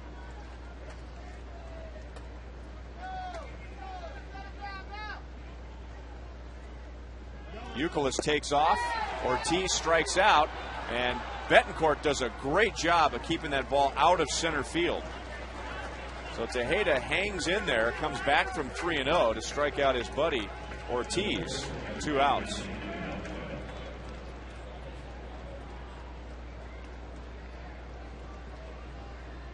Well, that's one of those ones you like to see, a strikeout, throw him out situation. Kendall held onto that one just a little bit too long, and Betancourt, to be able to readjust himself and take this ball on a short hop to behind him, really saved the run. The only thing probably could have hurt him right there if he had a faster runner on third, and they were trying to steal a run there. So if he goes on a release of Jason Kendall, then with Betancourt have to do all that, the run probably would have scored.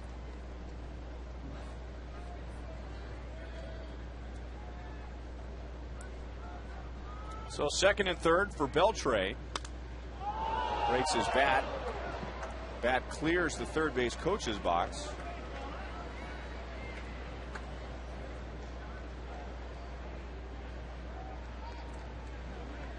That's the maple bat again. Oh, that ball is really boring in on him. Did they maybe the end of the bat on that one? That wasn't even a little up higher. That's just maybe that'd be a bad bat. Like he hit the top of the ball with the bat, and the bat just split right down the middle. So he got a better bat, a better swing. He's going to drive in 2.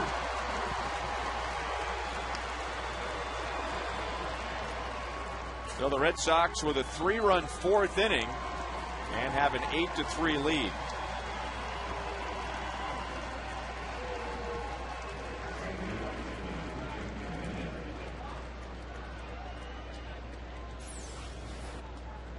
This fastball, the first one ran in on him. He broke his bat and got one out over the plate, and Beltre stayed right with it and split the both outfielders.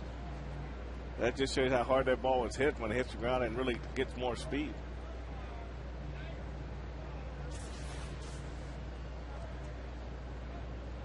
Jeremy Hermida drove in 2 with a double in the first inning.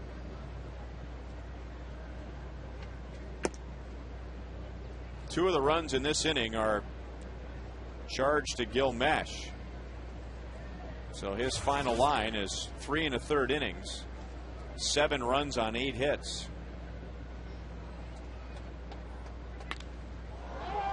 That's hit well to left field. Posednik has room on the warning track. Thought that was the second out of the inning. The inning is over. Boston scores 3.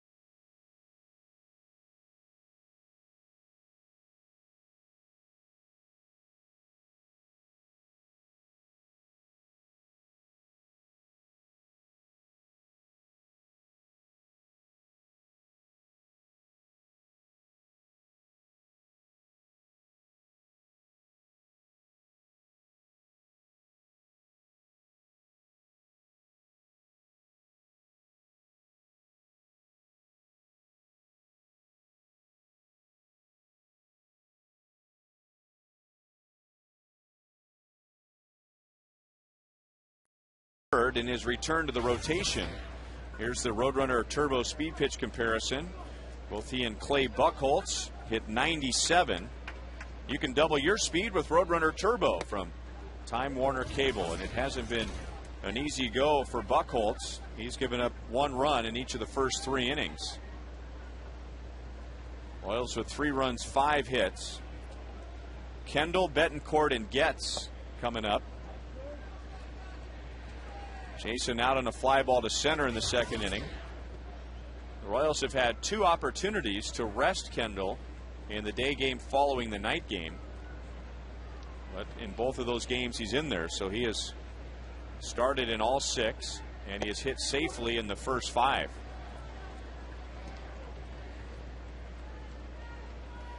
He's done a good job leading this inning off here, Ryan. He just taking until he get a strike, and I mean he just knows how to play the game, and he doesn't go up there and hit the first pitch. He's down by.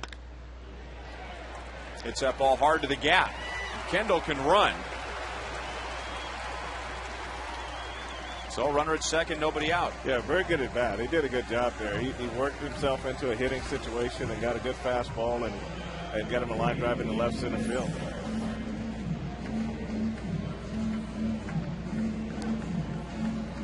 He got the 2-0 accounts that you look to be swinging on, but he was obviously trying to work himself into a hitting count, and it's not a hitting count, a walk, and he just good lead off at bat after you get down by so many runs. You just need base runners.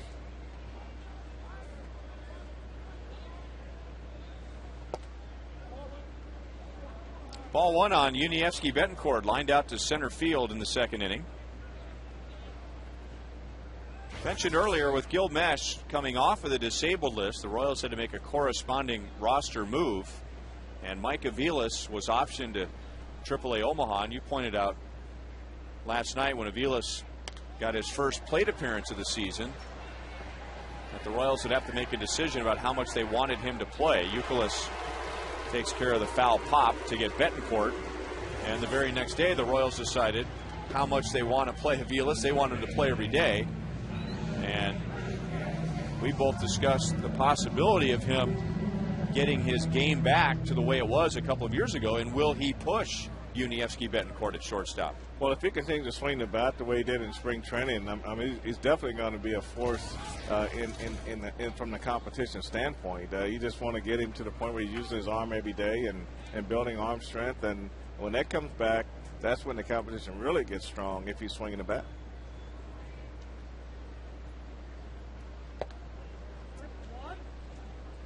One strike on Chris Getz with a bullet back to Buchholz in the second inning.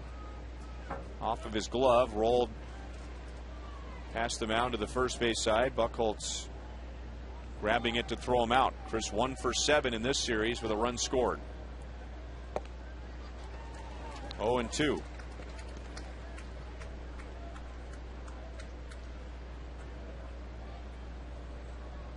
Aviles making the club out of spring training because of the way he played. And also remember, the Royals weren't positive that Alberto Callaspo would be okay. You know, that tight oblique. It appears that is not bothering Alberto. Chris Getz has been great at second base against both righties and lefties. So maybe the need for a backup wasn't there, and now Mike can go play some games. Well, I think there was great insurance to have him because he can get in that first game. And even though you feel good, you know, you take a swing and all of a sudden here it is right now. Maybe in the first start of the season, now you got Aviles right on the bench and he's ready to go. So from an insurance standpoint, it was good to have him here.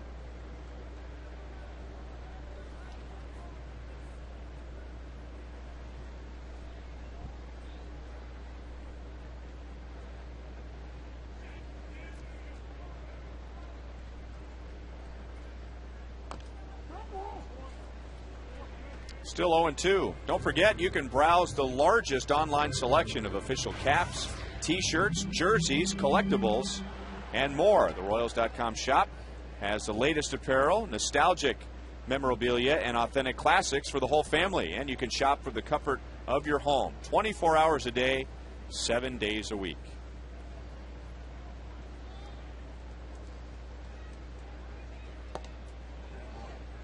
One ball, 2 strikes.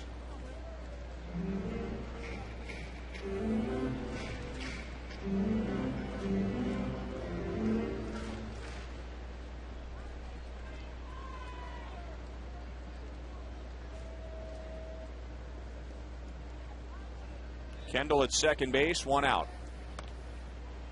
And Getz is proving to be a tough out. He fouled off a tough pitch right there, in off the plate, on his hands.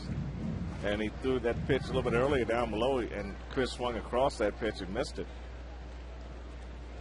Looks like a cutter that he's throwing, just got that late break to it that's looks good to hit, and when you commit, oh boy.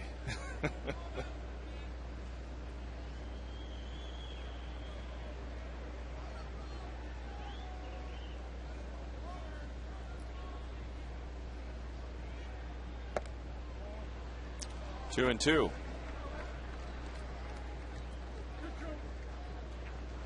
Well, you can see the stuff, and you don't just stumble into a no-hitter at the major league level. I don't care what lineup you're facing. And as we mentioned earlier in the game, 3 seasons ago, in just his second major league start, he threw a no-hitter against the Orioles. Getz finally puts it in play.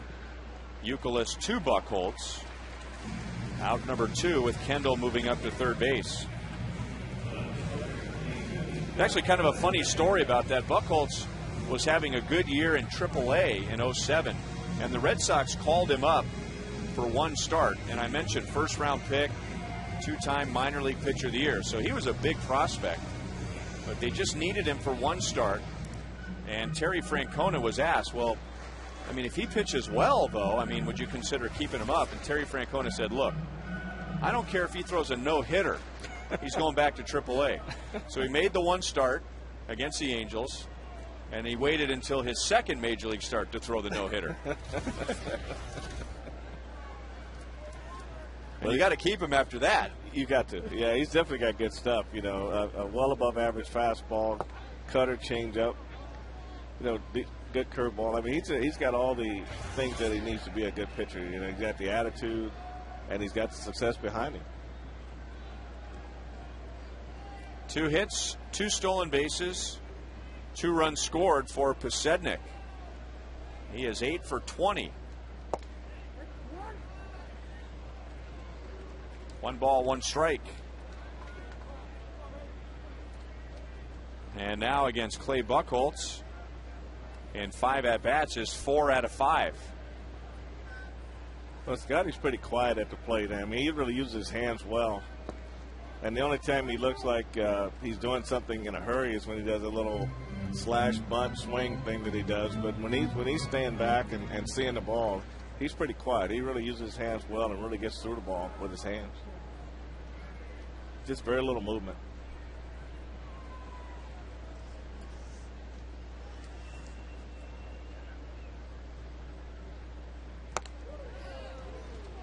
Three balls, 1 strike.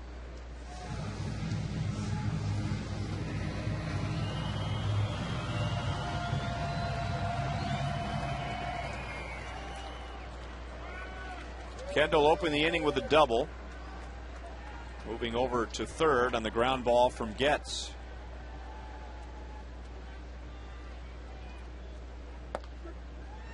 Pasednik taking all the way, and it's 3-2. So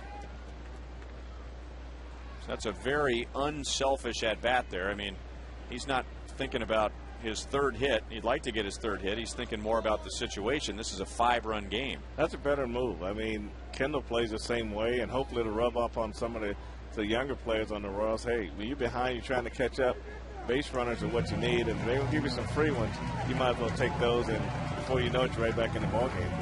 And by doing that, he gets another pitch and lays off the curveball. So on base 3 times. And 2 base runners for Mitch Meyer. And it's still not too late in the game that he's still looking at another possible stolen base right here. Joel Goldberg.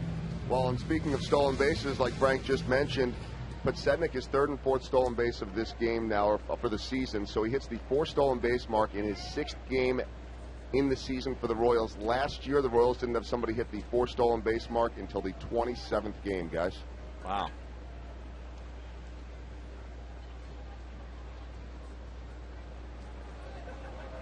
Well, the 2 stolen bases today, it means that the Royals now are 10 for 10.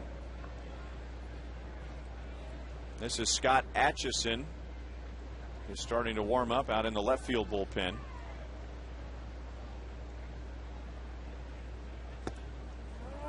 And ball 1 to Mitch Meyer. So Buchholz now coming up on 80 pitches, so right around an average of 20 pitches per inning. You know, the game is kind of, like you say, moving at a snail's pace, so you feel like these guys have been out here for a long time. But in his mind, that's he's probably feel like he's pitched a game by now. Day game following a night game, and first week of the season, and there's usually a lot of distractions in the first week, and so guys are a little weary, I'm sure, which is going to make concentration more difficult later in the game. Unless this thing quickens up, it's going to be a long game. As I said earlier, the Red Sox are more accustomed to playing these games than the Royals are, at least on a daily basis. Right, I agree with that. And you know, he's looks at the score too, and then he says, "I got to get through 5." You don't want to come out early in a game like this and don't qualify for the win. So that's additional pressure he's feeling right now.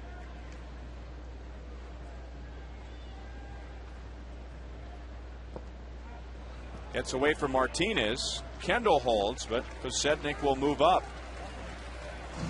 So a 2-1 count to Meyer, and a chance now to drive in a couple of runs.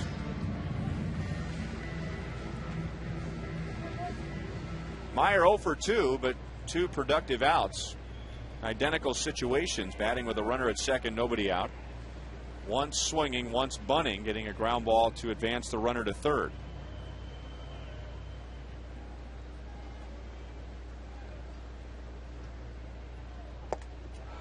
Swung right over the top of a changeup. 2-2.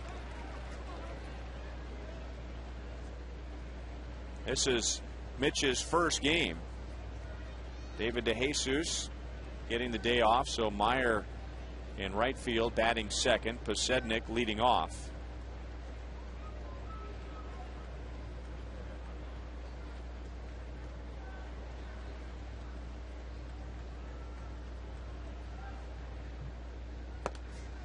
Three and 2.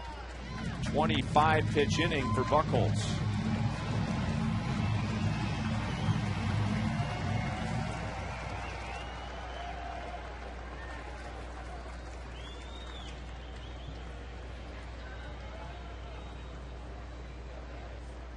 Caspo on deck. Into right center. Coming over is Hermida, and he runs it down. So 2 stranded in scoring position. We've played 4.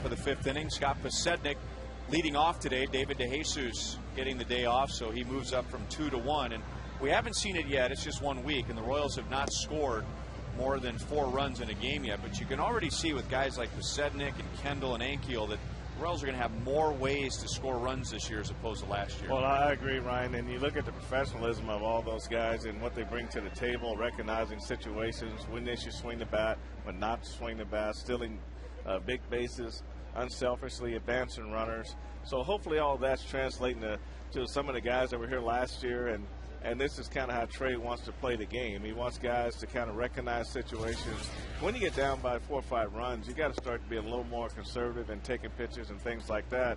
So Kendall's kind of showed the way when he led the inning off, and hopefully other guys kind of feed off of that.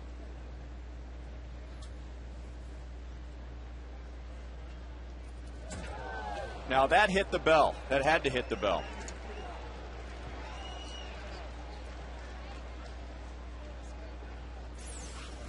We will watch. Oh, we didn't. I was kind of hoping for Fox Tracks. I think that would have hit the bell.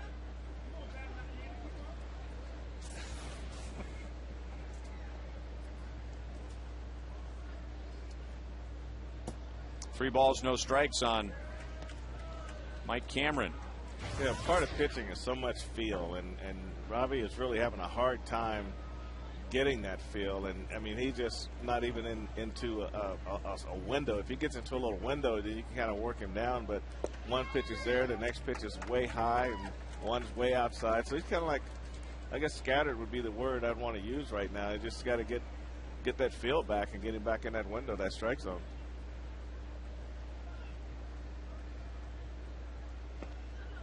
Leadoff walk, and now Tejeda with 2 walks and 2/3 of an inning. You know, it's almost as if the offseason came at a bad time for him, because he was doing some of his best work in the second half of last year, and specifically the final month of the season when he went to the starting rotation. And, you know, the hope is that, you know, he takes his game to another level, and he almost had a chance. Well, he did have a chance, almost winning the 5th spot in the starting rotation this year, and maybe he does some of his best work, but he has not been the same guy since the beginning of camp this year. Well, I agree with you. In the end of last season, when he was starting those games, you say, hey, this guy, maybe he's regained what he lost what he couldn't find as a starter early in his career by that continual work in the middle of the rotation, not rotation, but middle of the games, where you got one, you know, 4th inning, 5th inning, 6th inning, up to 3 innings, and was very good at it. And then the starts at the end of the season, that gave you a lot of optimism coming into spring training. Yeah, there's still a lot of season left. We've only played 1 week, and the hope is that, you know, Robinson will shake out of this. But I'll admit, you know, we get asked questions all the time during the off season. You know, who do you think is going to have a big year? How do you think the Royals are going to play? Where do they need to improve? And sometimes the question comes in, and he almost threw that one past Billy Butler. You know, who's a guy to watch? Do you have a dark horse? Maybe someone that isn't part of most discussions regarding the Royals. And for me, it was Robinson Tejeda. I mean, I really thought he was going to run with the opportunity to start in the number 5 position, and that this would be a breakout year for him. Still might be. Bill Hall into left, and Posednik has to deal with the sun. That's the first out.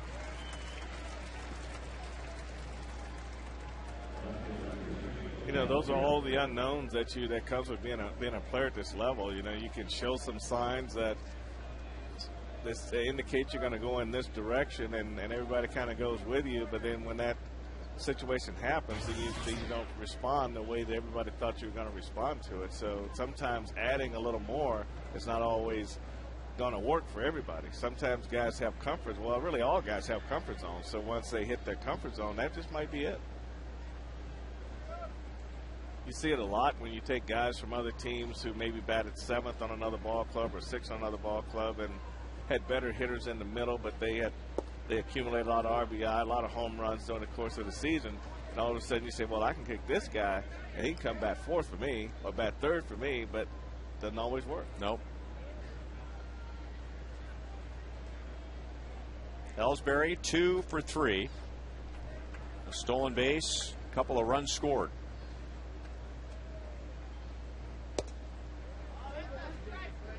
One and one. Today's AT&T trivia question: who has the most stolen bases in a single season in the American League since 2000?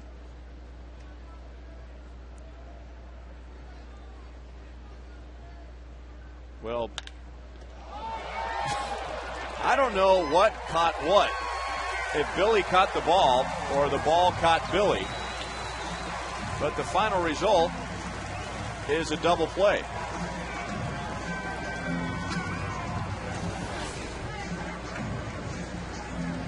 8-3 Boston.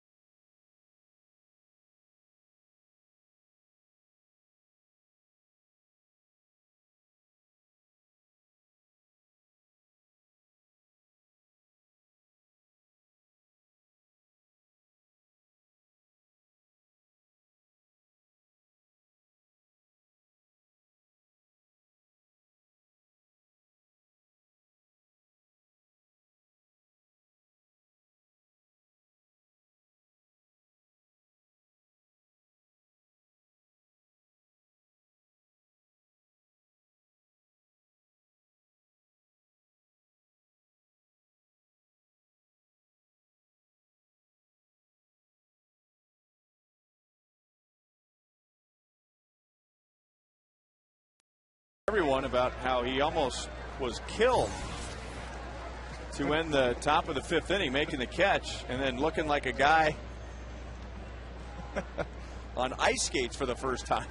Well, I tell you, when you're out there playing defense and your pitcher's not throwing a lot of strikes, and you kind of get flat-footed, and you hope that you got throw strikes, and all of a sudden, before you know it, here comes a rocket right at you. Second hit for Cayaspo, singled in a run in the 3rd inning. So still plenty of time, and even though Buchholz has a 5-run lead, he has been less than spectacular today. That's the 7th hit for the Royals. They have left 5 on base in the first 4 innings. Royals scored in each of the first 3 innings and then left 2 in scoring position in the 4th. Billy 1 for 2 against Buchholz with a 3rd inning single. Slowly hit to 3rd. Beltre. They get the out at 2nd. So Butler, part of a double play in the top of the 5th, and now rolls into one in the bottom of the 5th. Back to our trivia question: who has the most stolen bases in a single season in the American League since 2000? I'm going to say it must be Ellsbury with his 70 last year. It is Ellsbury. Now, Podsednik didn't do it in the American League, but in the National League with the Brewers before he was traded to the White Sox, he had a 70 stolen base season, which is a Brewers franchise record. That's a lot of running.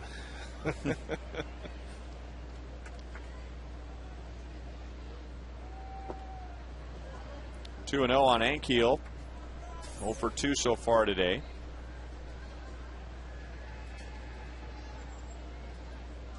I think that stolen base is making a comeback, Frank. I think we're going to see a lot more of that this year in the coming years. More teams are talking about defense a little more than any time in the past, and with defense comes speed. I think you can see already how speed changes the game. It puts the defense out of position a lot of times. It gives you another weapon for getting back in games quicker, and you don't always have to rely on the home run or the base hit. And it just creates havoc. It speeds everybody up on defense, and that's your additional advantage. Plus, it takes a little bit from the pitcher's concentration. Well, some people believe that the stolen base is overrated, and I'm sure there's some data that supports that. But I think that was during the bash ball era. Now that we're seeing, seriously, now that we're seeing more of a balanced game, I don't think that stat is going to be overrated. I think stealing a base and avoiding a double play, just, doing that is going to be valuable. Late in the game, you can, we might see fewer sacrifice bunts because someone can steal a base. I know from our standpoint, when on our team, the stolen base was valuable.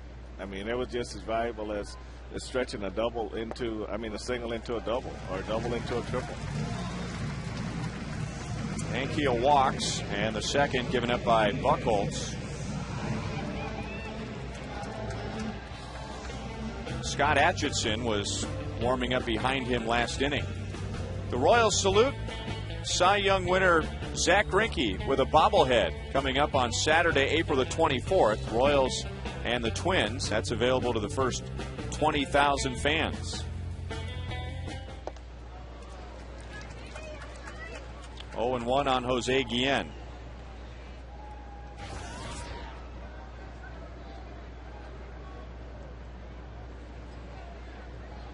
Jose homered in the second inning, his first of the year, grounded back to the mound in the third.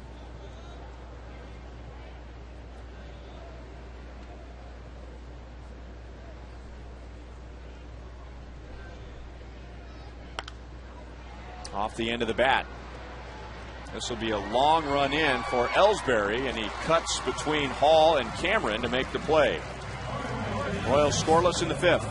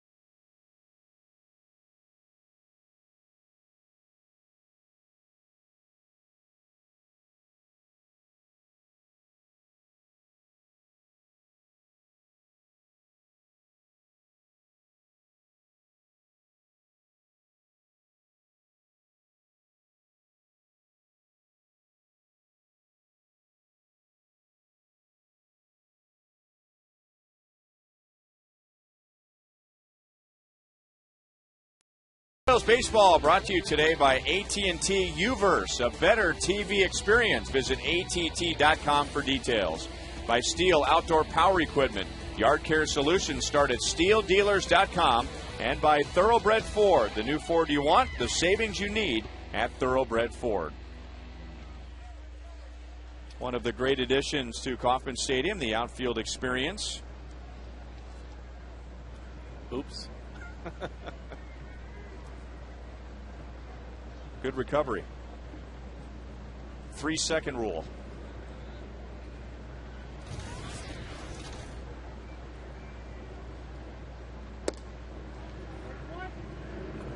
Oh, 0-1 to Dustin Pedroia.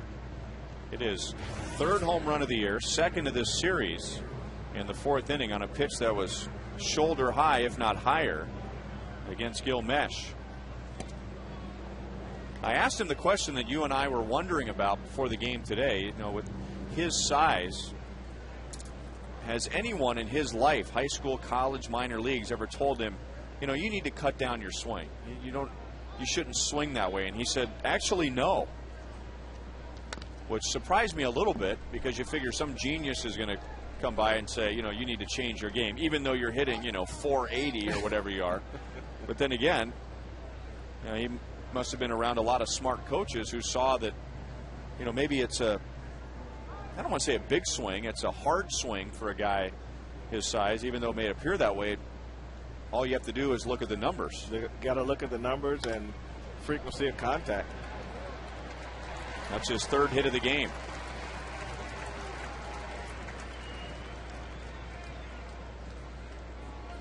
Pedroia hit his first major league home run against the Royals back in '06 at Fenway.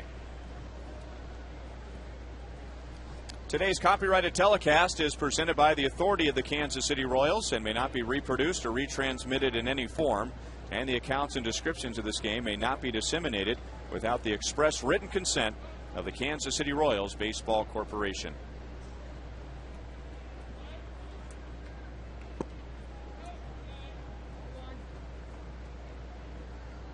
I think that's one of the beauties of baseball. You don't have to be a big guy to play this game, and you can have a hard swing as a little guy, and you have a hard swing as a big guy, and still be successful. There's no one way to be successful in this game. It's all about the individual skill of the player. You know, he's kind of a stark contrast to his hitting coach, Dave Magadan. You know, Pedroia is a little guy with a big, powerful swing. Dave Magadan was a big man who was about as quiet at the plate as anyone I've ever seen. He reminded me of Alvin Davis, a guy that you played against a lot, who just stood there almost like a statue, you know.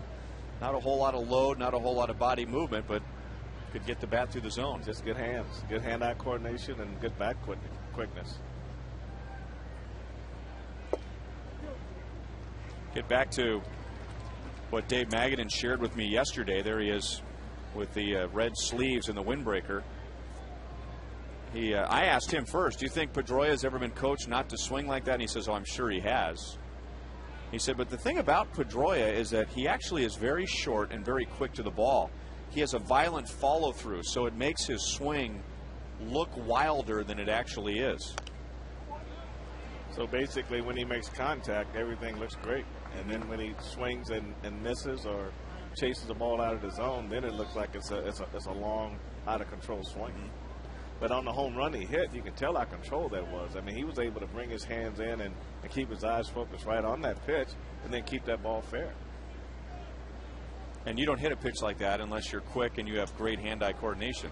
Well, I don't think I could have hit a pitch like that, but I mean, but you got to have all that working, quickness and hand-eye coordination. Yeah. Pedroia running, he was deked by Unievsky Betancourt, and the ball hit so high that he has plenty of time to get back to first base.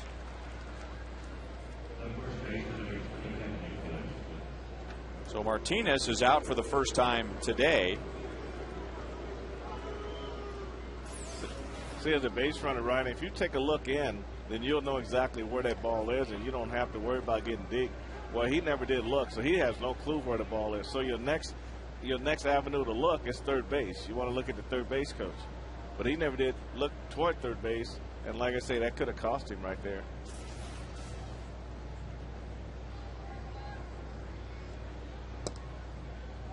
Ball one to Youkilis.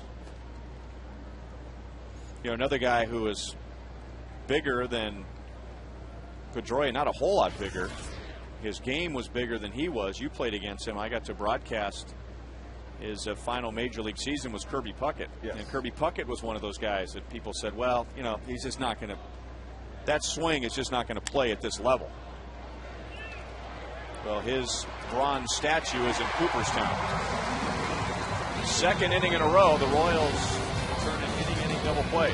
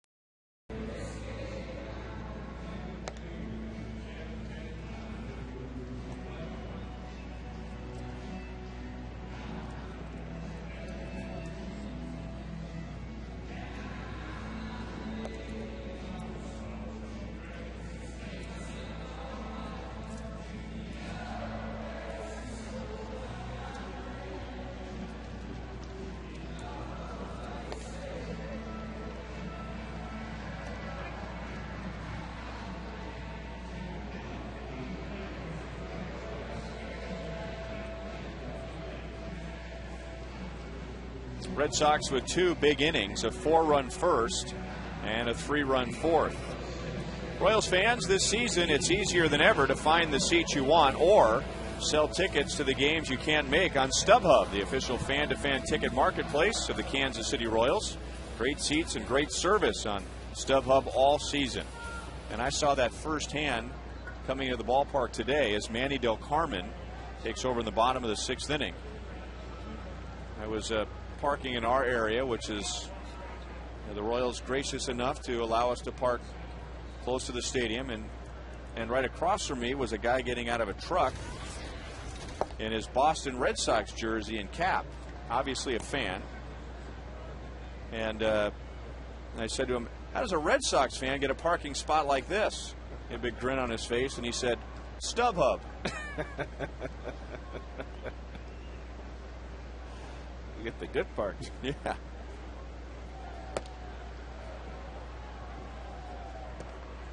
One and one to Jason Kendall, who has now hit safely in each of the first 6 games with a double in the 4th inning.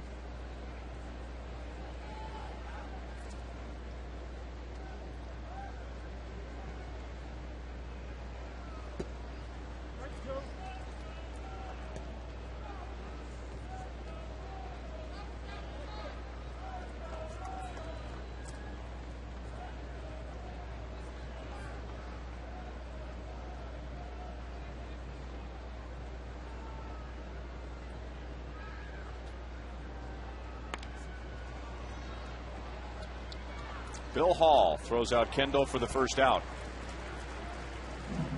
Del Carmen, a fan favorite back in Boston because he is one of them. Much like Frank White, Manny Del Carmen pitching in the city he grew up in. His parents are from the Dominican Republic, but they moved to the Jamaica Plains area of Boston.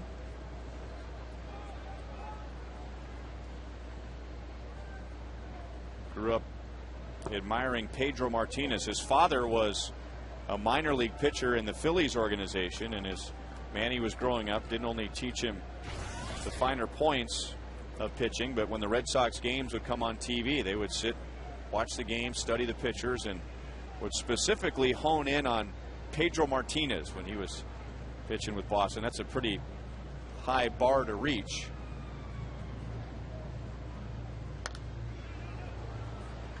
One and one to Betancourt. It's kind of neat that you can get a father and son to sit down together and not only watch the game, but critique the game and critique the pitching. And, you know, this is what you want to be. You want to be a pitcher? Let's watch the best pitchers. Let's try to find out what they do. Is this what the announcers talk about? Just take in the whole ambiance of the whole deal. Deep into the left field corner. Ellsbury back to the wall, leaping to make the catch.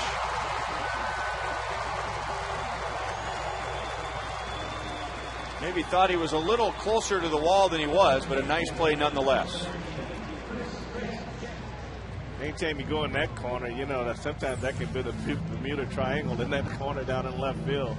But he has an idea of where that wall is, and when you have that big wall behind you, it makes you think the ball's going to be off the wall a lot sooner than it is. So he does a good job of getting up and making his catch.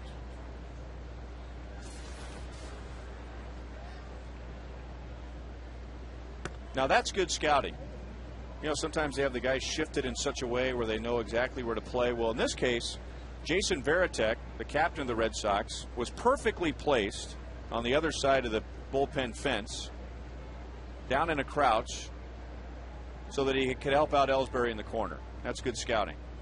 I don't think he can see in that corner from where he's at. I mean, everyone else is back on the bench, and Varitek's back there now. But look at it; he just perfectly placed, helping him out. I don't see his mouth moving, but okay, I can go back now. You had it all the way. That's having a good feel for the game. He just knew, you know what? I think I'm going to go get in that corner over there. A little chapstick. He's ready. I have a feeling that the ball's going to be hit this way. It's all timing, isn't it?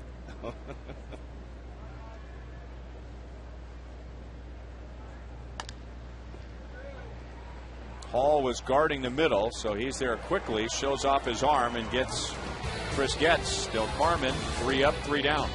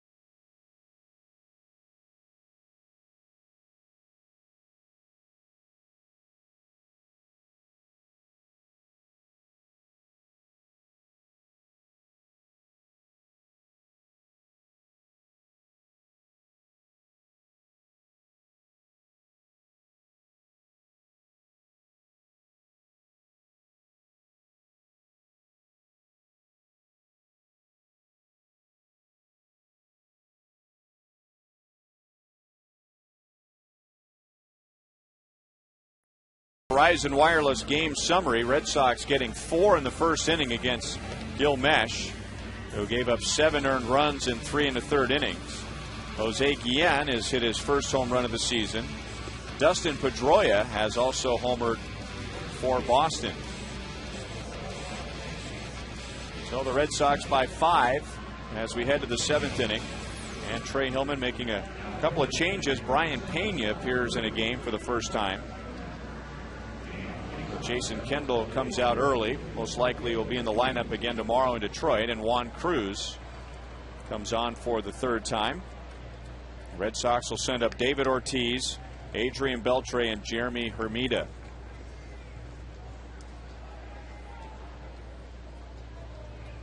Ortiz, 2 strikeouts and a walk. He has scored 1, so he's off to a 2 for 16 start.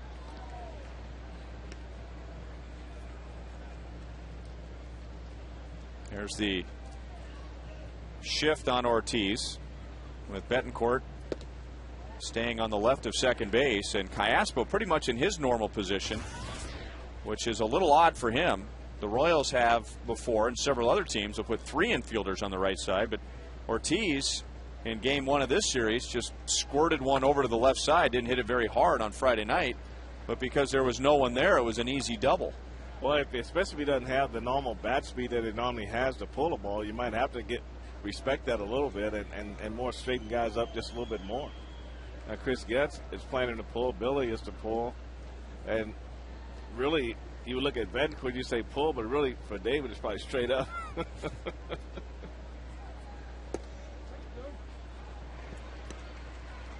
1-2.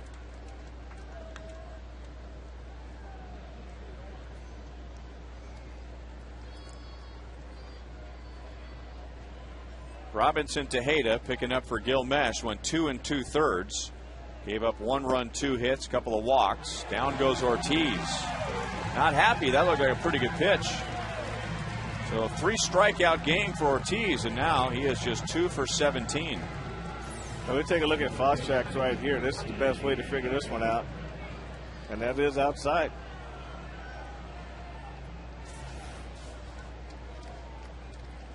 But when you get out to a slow start, sometimes you just got to get a few hits and get yourself back on track. Right now, I think there's a little frustration there and just trying to get going.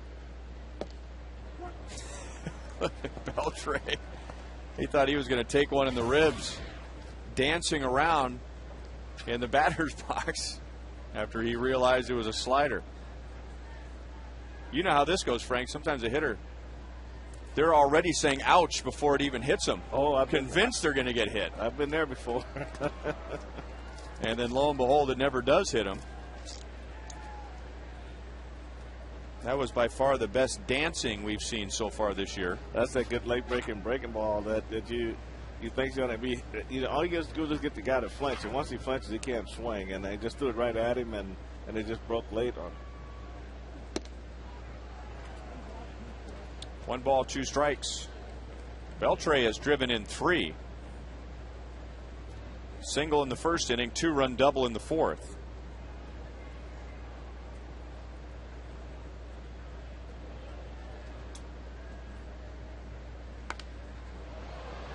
Hit deep to center field. Ankiel fighting the sun, finds it, and makes the catch. That is not an easy play, especially taking his eyes off the ball. Well, especially when you look back up, there's going to be sun up there. But what he does well is use his glove. He uses his glove to try to screen the sun so he can see the ball and make sure he doesn't blind himself from the ball. But they got him back on track and picked the ball up, and he was able to make the catch.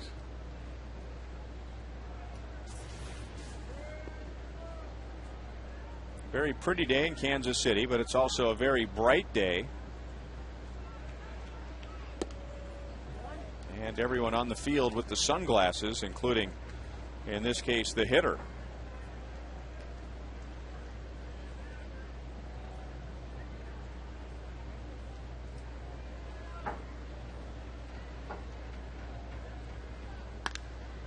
Hit hard to right, and Mitch Meyer is there. Cruz has a 1-2-3 7th.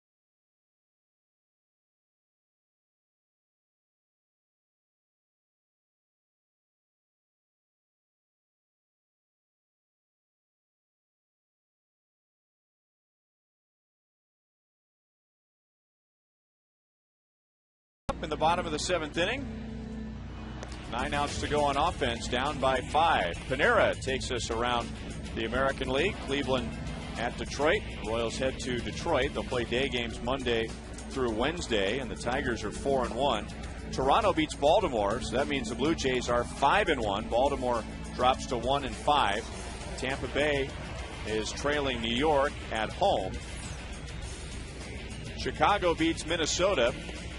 Andrew Jones with a big hit as a pinch hitter late. So Minnesota 5-2. Chicago wins just their second game. Texas is leading Seattle, and Oakland at the Angels. A's off to a good start. They're 4-2.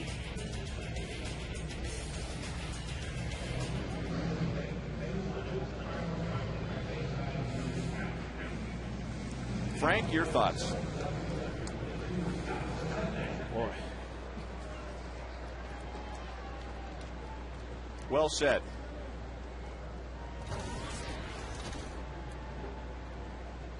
Second inning for Manny Del Carmen. And the Red Sox trying to keep Posednik off the bases for the first time today. 2 singles, 2 stolen bases, and a walk.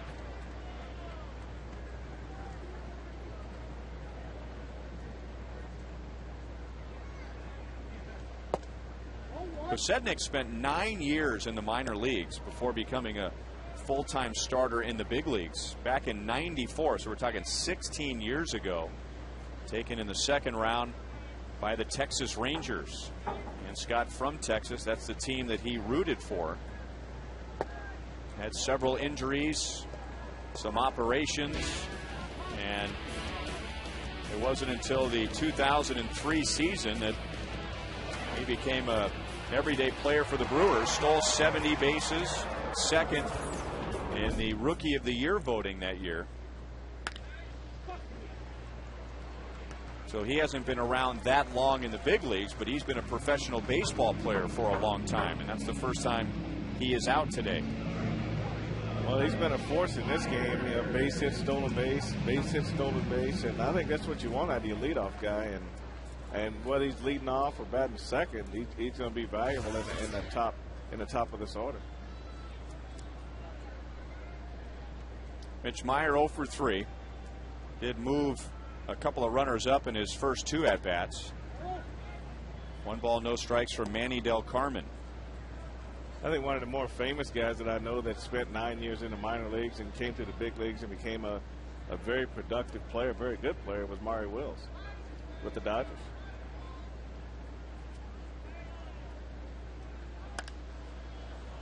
I know his double play partner pretty well, or at least he was his double play partner for a few years. They were part of that all switch hitting infield. Oh boy. And he could steal some bases too. I mean, very, very fast. One of the guys that really brought the stolen bases back to the game. It was his record that Ricky Henderson broke. Was it like 108? Lou Brock's. I'm sorry, I meant in one season. Was it like 108 in one season? Yeah. I'll always remember the great Ricky Henderson line when he broke the all-time record. Lou Brock was a great base stealer, but today I'm the greatest of all time. Okay. Oh my goodness. Ricky. Well, the one thing about Ricky though, when he got on base, the game changed. I mean, the defense changed, the pitchers changed, the catchers threw nothing but fastballs, and everybody wanted to throw him out but couldn't do it. Then he steal second, steal third. I mean, he was just a force when he got on base. And then if you messed up and laid one out over the plate, you hit it out of the ballpark. Well, our AT&T trivia question earlier today was about a 70 stolen base season from Jacoby Ellsbury, which is a huge number these days, but Ricky Henderson in the early 80s with the A's, he almost doubled that in just one season. I mean, he has such powerful legs. I mean, he'd be in full stride in 3 steps. I mean, and he's the guy that went predominantly all the time head first, no matter where he was sliding.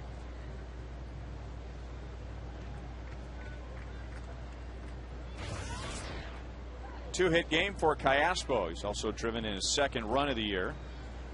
This is the second inning for Del Carmen. The Royals scoring 3 runs in 5 innings against Clay Buchholz. It certainly wasn't a dazzling performance for Buchholz, but he was dealing with base runners all game and pitched very well with men on base. The Royals had several opportunities, but only able to come up with 1 in the first, 1 in the second, 1 in the third. The Royals stranded 6 against Buchholz. It's 0-2 on Cayaspo.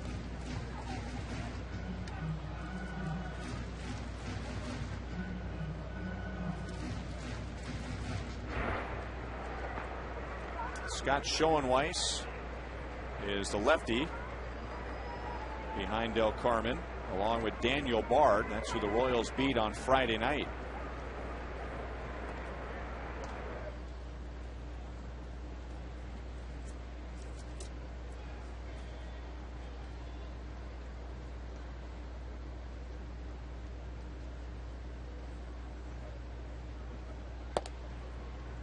One and two.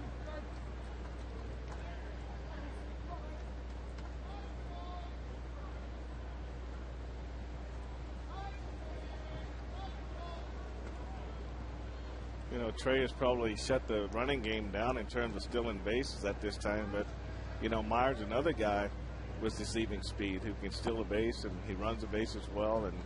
And this team by far has better combinations of what Trey wants to do and what kind of game he wants to play. I mean, he's got hit and run combinations, stolen base combinations, the defense, just the overall team speed. I mean, it's just a good combination of weapons to work with.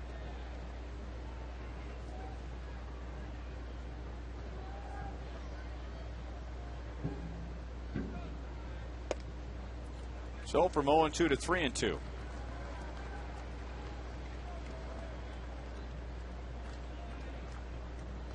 Well, you know, Del Carmen doesn't want to walk Cayaspo. So Meyer could take off here just to avoid the ground ball double play.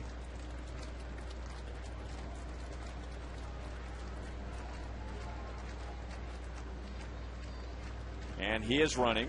And Alberto lines it to first, and that is about as bad a luck as you can get. Hit hard, but right into a double play.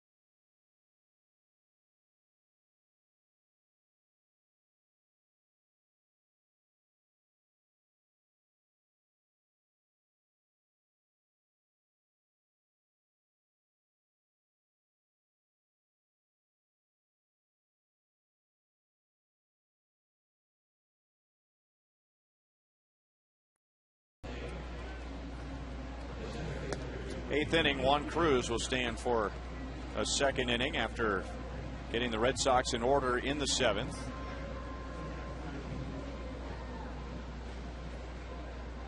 It'll be Mike Cameron, Bill Hall, and Jacoby Ellsbury.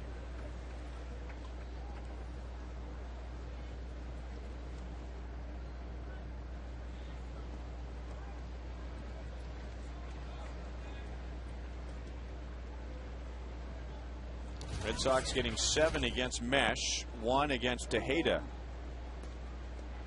Cameron 0 for 2, walked in the fifth inning.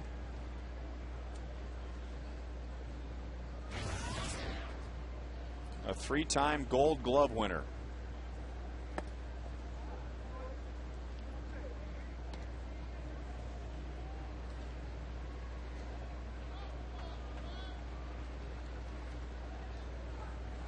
Center field at Fenway is so unique. I mean, right field's deep, left field's shallow, but if you're the center fielder, you have to kind of play both. I mean, you go to your right and it's very shallow, you don't have a lot of room to roam, but you go to your left, I mean, that deepest right center field at Fenway is the deepest in baseball. Yeah, you got that deep corner right there by the bullpen, by the Red Sox bullpen, and can get out to like 420. As an outfielder going in for the first time, there's a ladder that they use to climb up the Green Monster to take balls out of the screen before they change the seating. But so anything that hits the wall before that ladder comes straight back. Anything that hits on the right of that ladder slices off to center field. So just knowing the way the wall is shaped. Nice play by Cayaspo at third base. There's our Green Monster. Straightaway center field. But, you know, like Rick Ankiel playing center field here, I mean, there's really no difference right or left. I mean, It's just symmetrical, but, I mean, a ball could be hit hard to left center field, and in this ballpark, I mean, you're just going to turn and burn.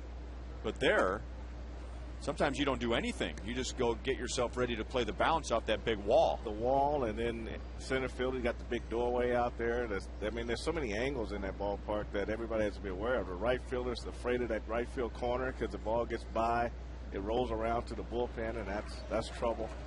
Fans reaching over, touching the ball. There's a lot of obstacles playing in Fenway. You know, Pesky's pole is only like 315 away, and it's the way the foul line's angled there. It just gives just an added dimension. Left field, the ball down the line. There's that doorway the ball can get caught into and goes back and forth. So they got to be aware of a lot of things in that ballpark. There aren't many ballparks, if any, that have doorways and ladders and and garage doors that are in play. You know, ground level scoreboards. You can go inside and watch the pitching change if you want to. They know it's Manny Ramirez's favorite place. He goes stand inside. They still have the hand operated scoreboard, so he go open the door, go stand in there, and look through one of the little holes. And that was just Manny being Manny. That all they started say. in Boston.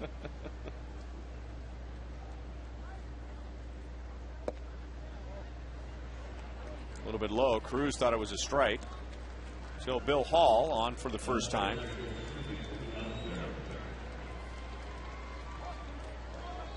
And now Jacoby Ellsbury, who is 2 for 4, but last time up almost hit one through Billy Butler at first base. Billy using his glove more as a shield than a piece of baseball equipment. Came up with the ball, wobbled a bit, and turned it into a double play.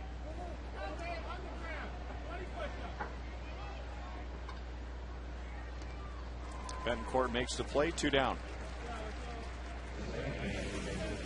Now the top of the order is where you normally get your production, and the Red Sox are 7 for 11. Ellsbury, Pedroia, and Martinez.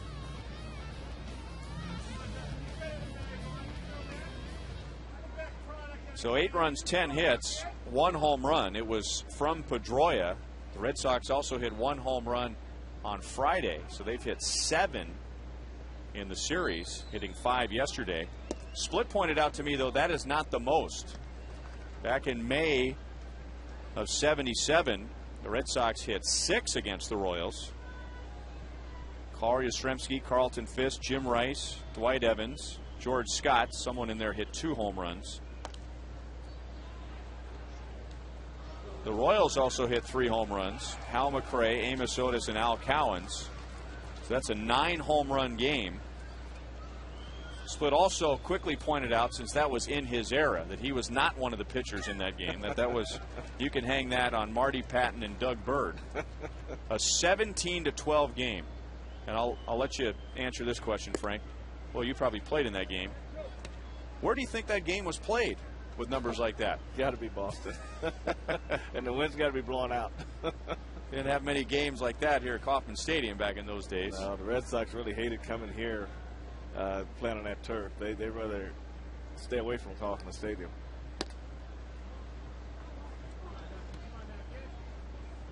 Yeah, no lead was safe in Boston.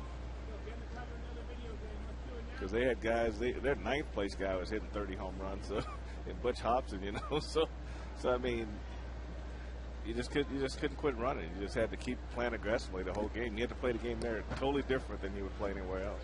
So that unwritten rule of, you know, if you're ahead by 5 or more runs and you're not supposed to be running, that didn't apply there. Didn't apply in Boston. Plus, I think your manager at that time was Whitey Herzog, and I don't think he's ever subscribed to that rule. No.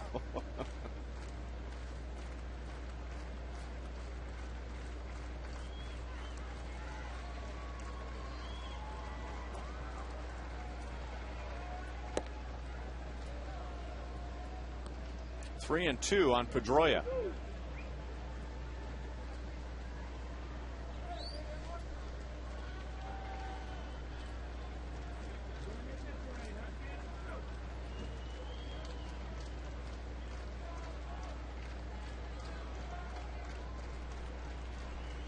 Bill Hall is running, and Pedroia lines it to center, and it drops in front of Ankiel.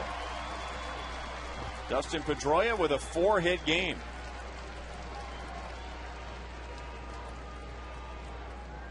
He started just 1 for 8 in the series, which was a deal considering he had 469 against the Royals last year, but now he's 4 for his last 4. And, you know, we talk about his swing, but he uses the whole field also. I mean, you think he'd just be strictly a guy who's trying to pull everything, but he's a situational type guy. He tries to play that game, and the ball's out over the plate. He hits to the middle of the field. So very well schooled.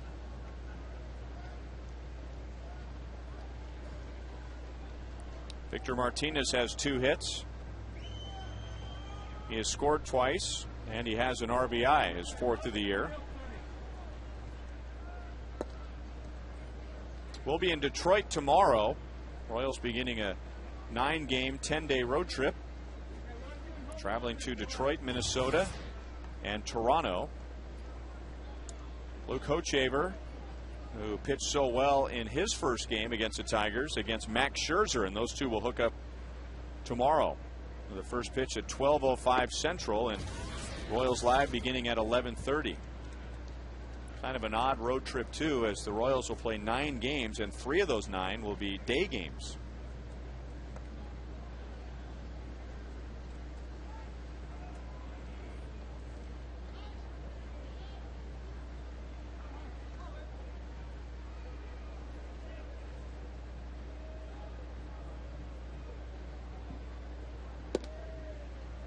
Three and 0.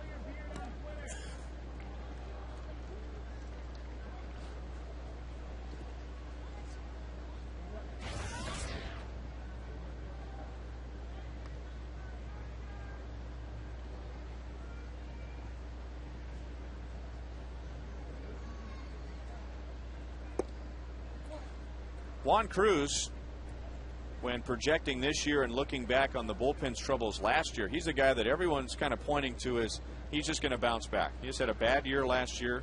No reason for it. Did spend a little bit of time on the disabled list, but the Royals are confident that he still has his stuff. He just had a bad year. Well, he did. I think they were on his fastball early. He had trouble locating his fastball. He got hit around a little bit, and then he had the injury.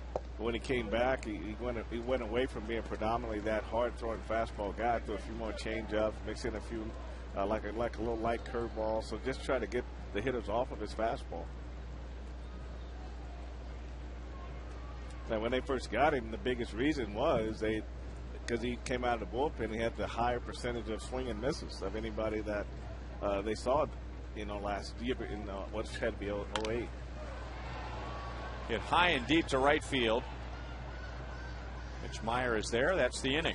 So a couple of base runners. No runs for Boston to the bottom of the 8th.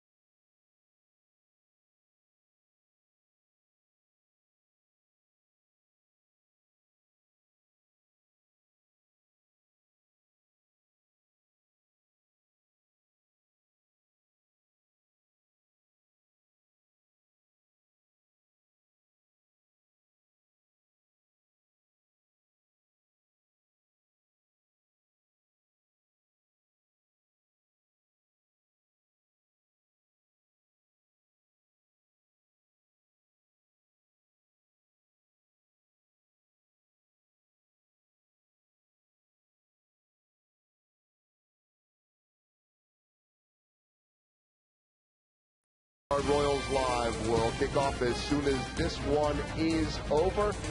I'll be joined, as always, by Paul Splittorff. We will break down Gil Mesh's day, talk about Scott Podsednik and 2 more stolen bases. Royals leading the majors in that category.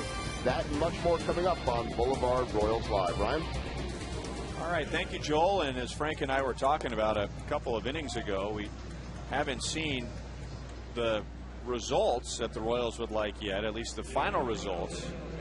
But with the stolen bases and just with the longer, more quality at bats, the Royals are going to have more ways to score runs this year. Doesn't mean they're automatically going to score runs, but last year the team didn't have a whole lot of speed.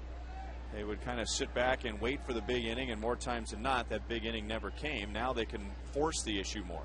Well, I agree. I mean, just look at the first inning today. They gave up 4 runs in the first and came back, and Posada gets a base hit. He's still second.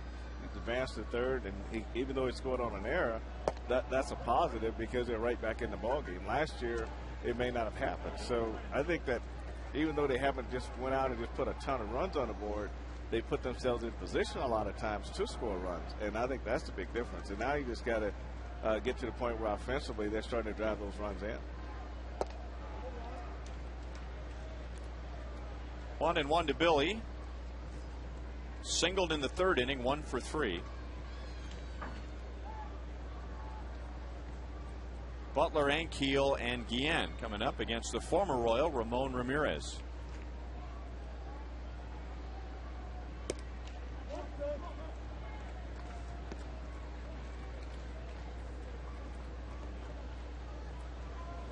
Royals saw Ramirez on Friday night in the 4-3 win.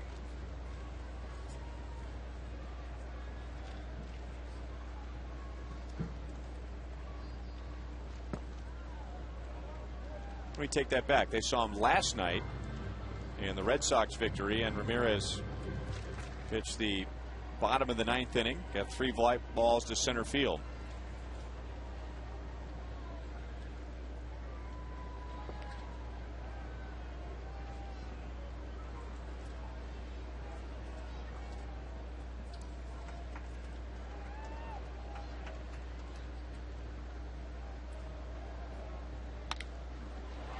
Past Hall and into left field. So a 2-hit game for Butler.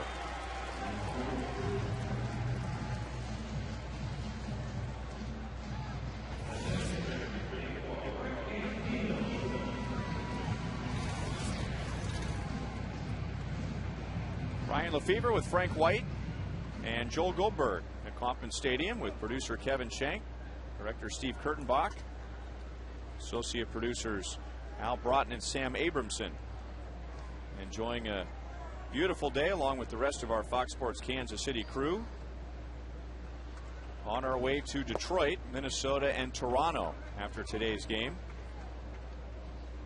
Red Sox doing all of their scoring in the first 4 innings. They got 4 in the first, 1 in the second, and 3 in the fourth, and now they've been held scoreless in the last 4 innings.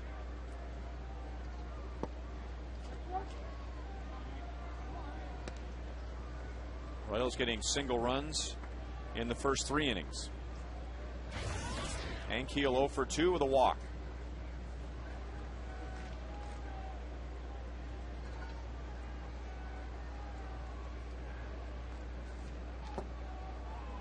Two balls, 1 strike. Ankiel, of course, started as a pitcher and converted to a position player. Ramon Ramirez did it the other way. He is originally, and you have to go way back to '96, from the Rangers organization. He played in the Dominican Summer League as an outfielder and was released after just 1 season, and then turned to pitching. And before he got to the big leagues, he pitched for some time in Japan. Then to the Colorado Rockies, then to the Royals, and now his 2nd season with the Red Sox. Still 2-2.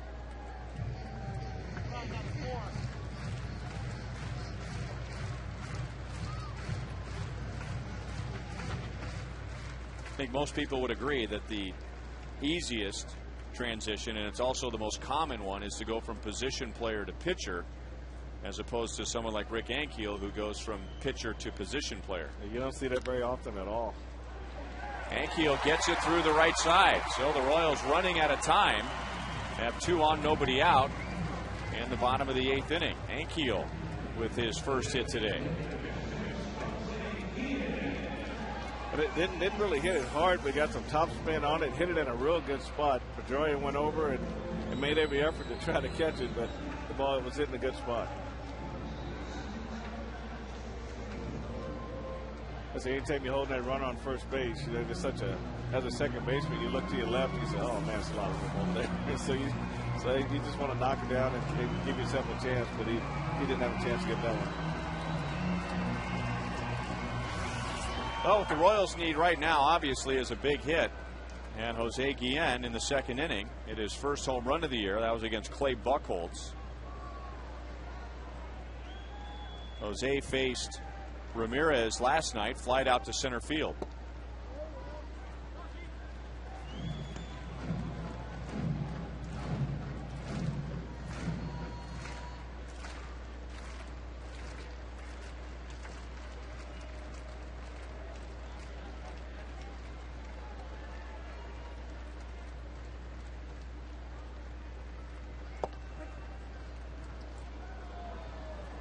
One and one. Jose thought that was a little low.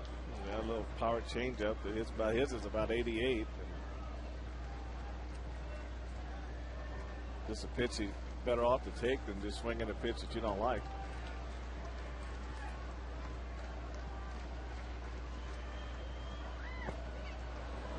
Helped out Ramirez to make it 1 and 2. But back in the 2nd inning, he got the pitch he really did like and was able to put it in the left center field bleachers.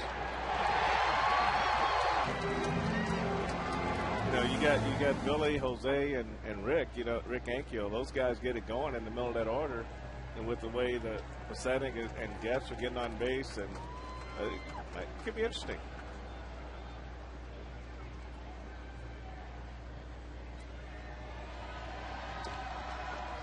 Still alive at 1 and 2.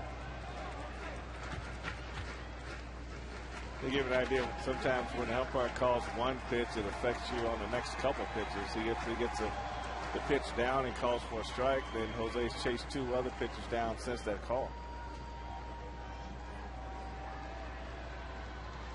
So he can't just, well, he's got to protect with 2 strikes, but earlier you can't really look for your pitch. Right.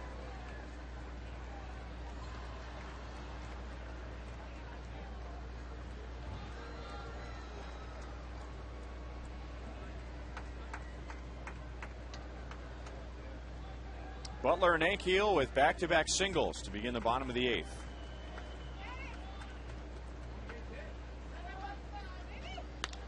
Let that pitch up. Deep left field. Ellsbury all the way back. It is a 2-run game.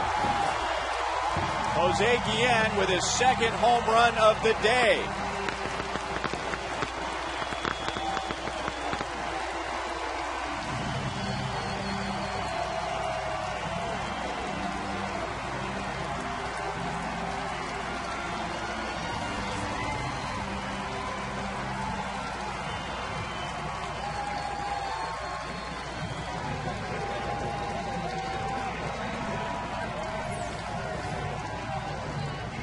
Pitches down, and this pitch ran right back into his bat, right out over the plate, and you could tell he had his head right on top of it. See the wrist roll afterwards.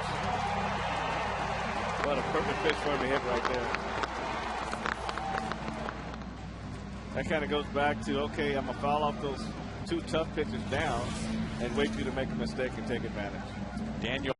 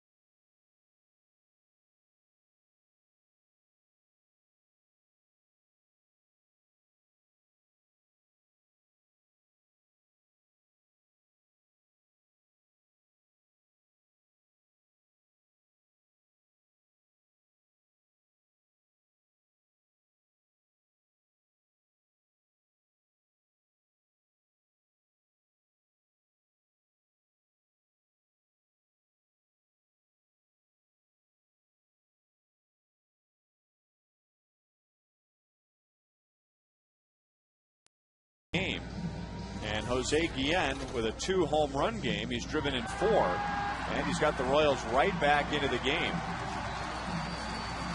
So a 5-run lead becomes a 2-run lead, and Daniel Bard takes over with nobody out in the 8th, and the Royals handing him the loss on Friday night.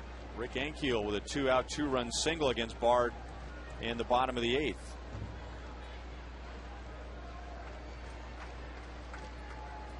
Brian Pena hits for the first time, not only today but this season. Jason Kendall coming out before the top of the 7th inning. He had played every inning of every game. And now Trey Hillman has gotten everyone in a game.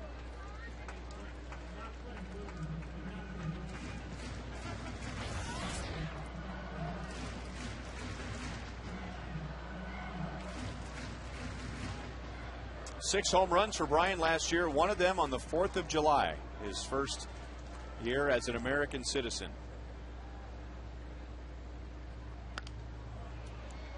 Still no balls, 2 strikes.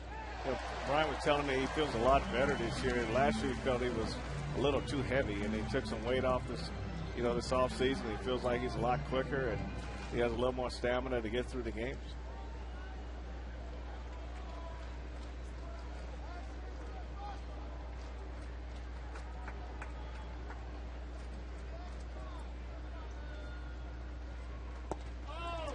First out of the inning.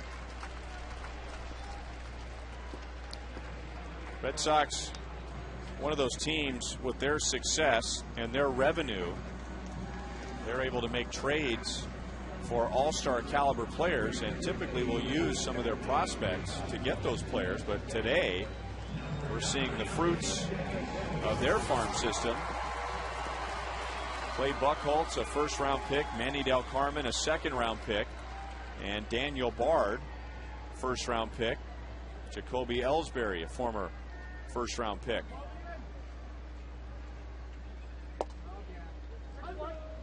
Fastball at 100 to David DeJesus. So how about that? You sit on the bench for 3 hours. Manager tells you to grab a bat and go up there, and the first thing you see is a triple-digit fastball.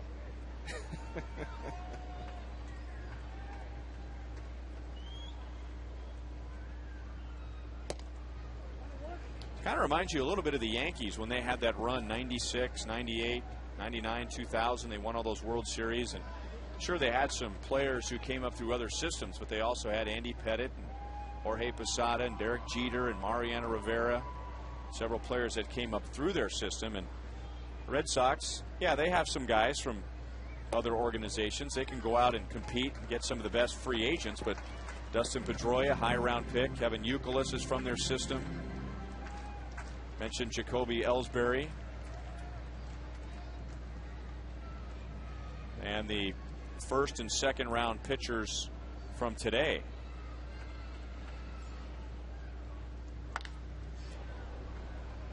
Two and two on DeJesus.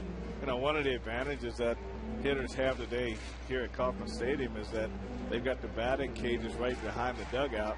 So at least if you know you're going to pinch hit, you can go in there and take some swings, and it's not like sitting totally cold and coming off and swinging 2 or 3 bats and going up there and trying to get loose. You can get really ready for an at bat with the setup they have behind the dugout.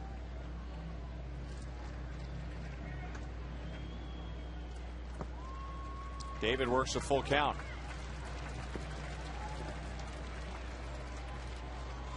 In this series, DeJesus 2 out of 7 with a run driven in.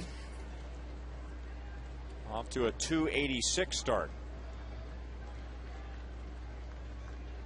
And getting the game off, more so to get Mitch Meyer in the game than David getting a day off. Pulls it to Pedroia, second out of the inning.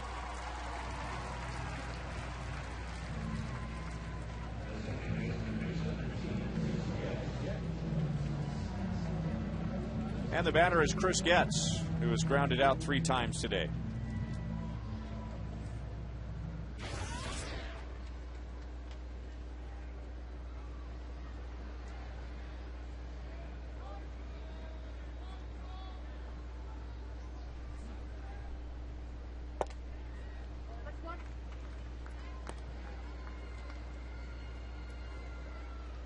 you talk about De Jesus and you say how he's able to get himself ready the way things are set up today. I think it'd be more difficult for a relief pitcher.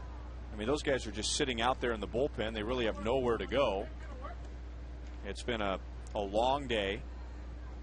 And then not only do you have to get loose in a short period of time, but you got to come into the game, and these guys have no room for error. None at all, and you have to get prepared for your situation. If you know you're an 8th inning guy and you're trying to protect a 1 or 2 run lead, so your adrenaline's going to flow a little heavier than it would be if you're coming in with a 5-run lead like Ramirez did. So you really got to get yourself going. And here with Bart coming in, now it's a 2-run lead, so he's probably feeling a little more pressure than Ramirez did when he came in the game.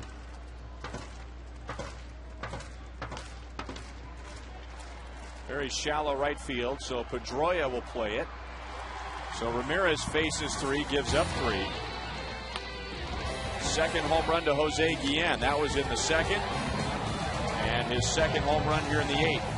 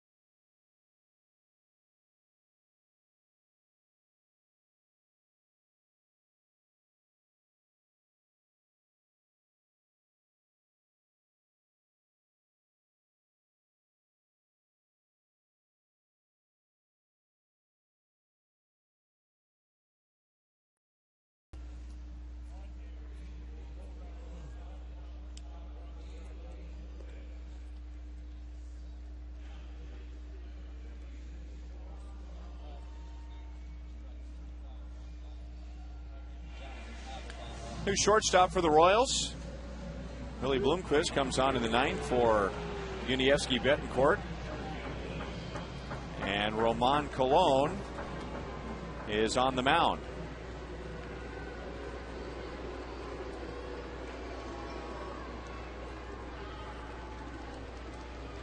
Gil Mesh going 3 1/3. Robinson Tejeda 2 2/3.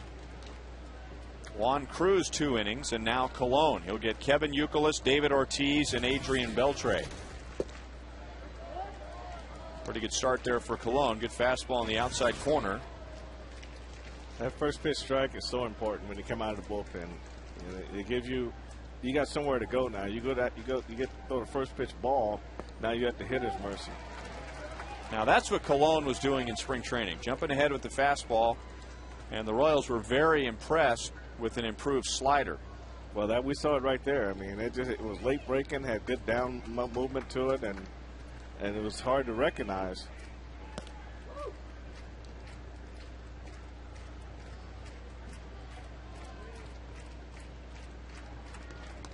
John Parrish behind Colon.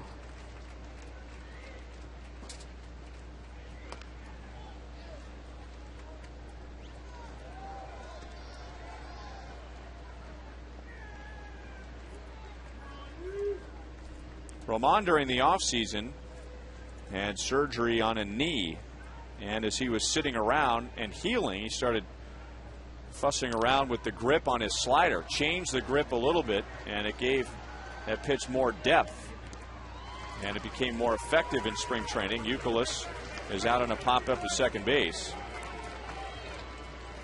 And as Colon continued to pitch one good inning after another in spring training, when Trey Hillman was asked about Colon, day after day as he just continued to impress. That was the pitch that Trey kept talking about, was the slider.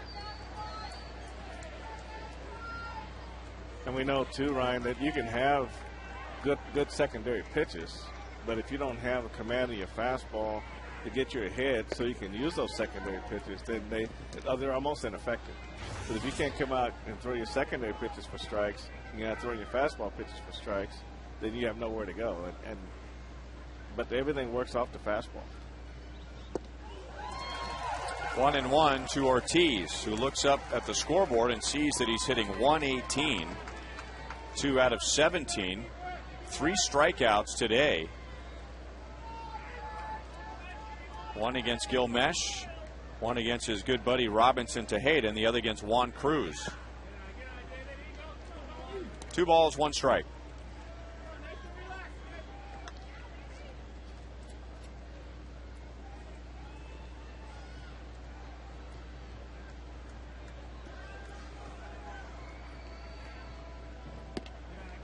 Three and one.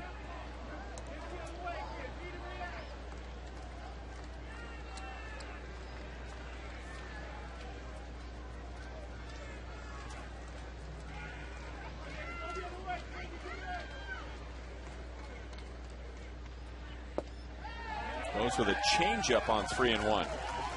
That gets a smile from Ortiz. Well, he's getting an assortment of everything right now. This is a real good changeup. He started in the middle of the plate and just went away, and David gave up on it. I think he's more geared toward the fastball, and that's the pitch he's probably more worried about than any pitch. And the fastball hits the corner. So he takes the sombrero. Yeah, great job. Not the golden sombrero, but the sombrero. Oh, man, look at that. That's a changeup. That changeup had a good run to it. I mean, it just unhittable pitch for Ortiz at this time.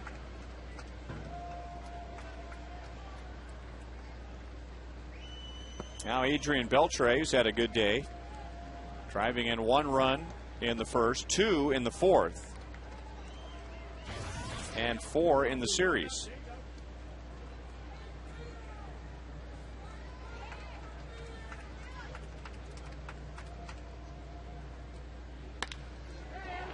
And now he has a 3-hit game. And John Parrish may have been warming up for the hitter coming up, Jeremy Hermida. And Trey Hillman pops out of the dugout, and that will be the move. Hermida, who had a home run last night, has 2 RBIs today, and in a 2-run game, Trey isn't going to take any chances. He'll go with the lefty-lefty.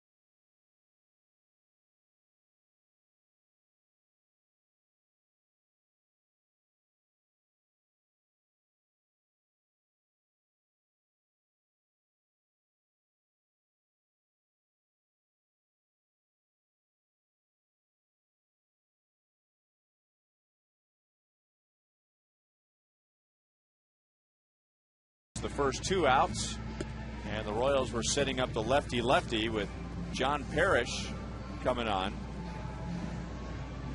Red Sox will make a move, however, and they'll send up a right-hand bat to pinch hit for Jeremy Hermida.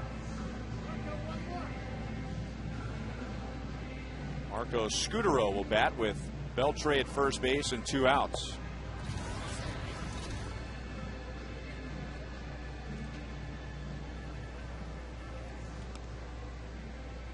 John Parrish, we told you earlier on the homestand, he has had to overcome 3 major surgeries.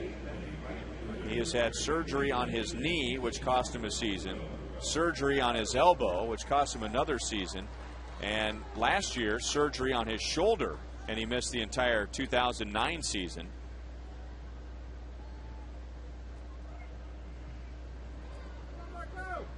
Once a big prospect in the Baltimore Orioles organization.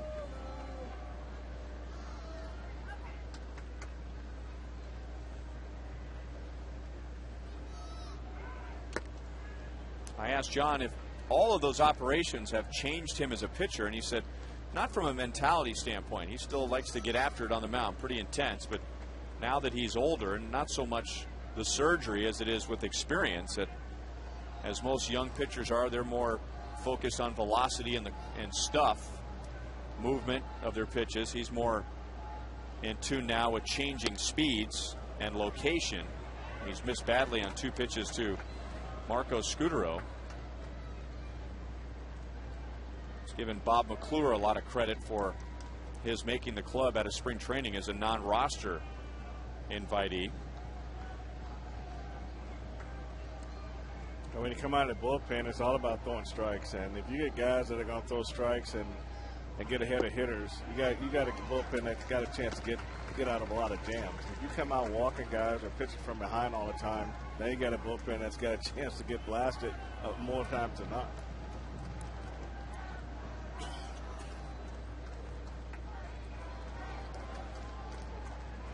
You can see that he's kind of standing in his setup with a kind of like an open stance for a hitter, with his hips opened up. Scutero squibs it off the mound. Parrish goes to tag him out, and that was one of the mechanical adjustments that Bob McClure suggested, and he made the club. Posednik, Meyer, and Cayaspo coming up in the 9th.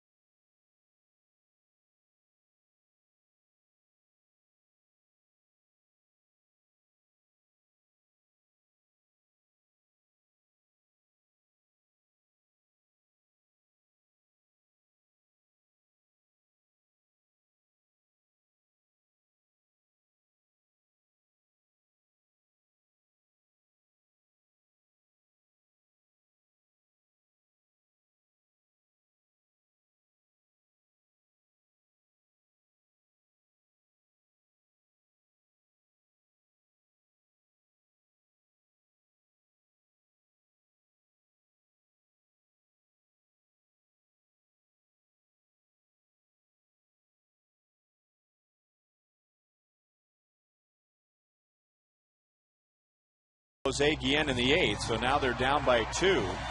Marco Scutero stays in at shortstop, and that moves Bill Hall out to right field, and the Royals will have to get at least 2 against Red Sox closer Jonathan Papelbon. A good year for Papelbon last year, only 3 blown saves. The one stat that pops out is walks, which just about tripled in 2009 from his 2008 season, but still strikes out about 1 per inning pitched. And last year he became the Red Sox all-time saves leader, passing Bob Stanley. So So far this year, Papelbon has appeared in 2 games, and he's given up 2 runs, 2 walks, and 2 1/3. Now he would be in that classification of intense. I mean, he comes out there and he wants to go right after it, and he wants to get you out. Emotional on the mound. He looks pretty cool on the mound during the inning, but he's building up steam on the inside, because when he does get the save, he really blows the steam, and yeah, you know it.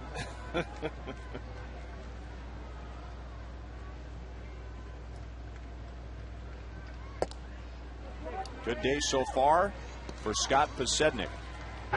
2 hits, 2 stolen bases, 2 runs scored. He's also been on base with a walk. He's done some good work against some of the best pitchers in the league. Against Papelbon, 2 for 2 with a double. 2 balls, 1 strike.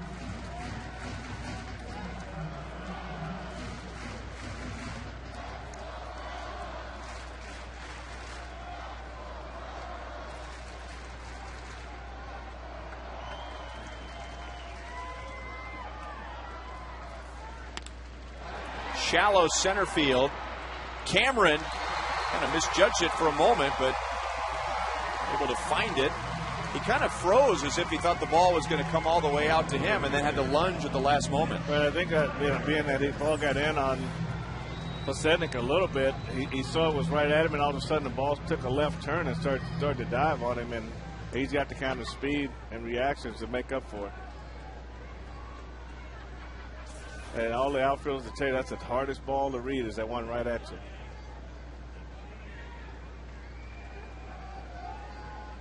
Now Mitch Meyer, 0 for 3 with a walk. This is Mitch's first appearance against Papelbon.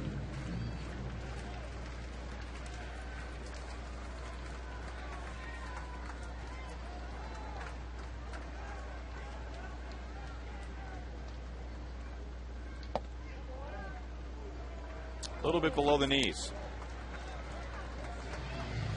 When we get a moment, we'll give you the final tally and our very unique Sprint You Call It, which has to do with the opening week fans.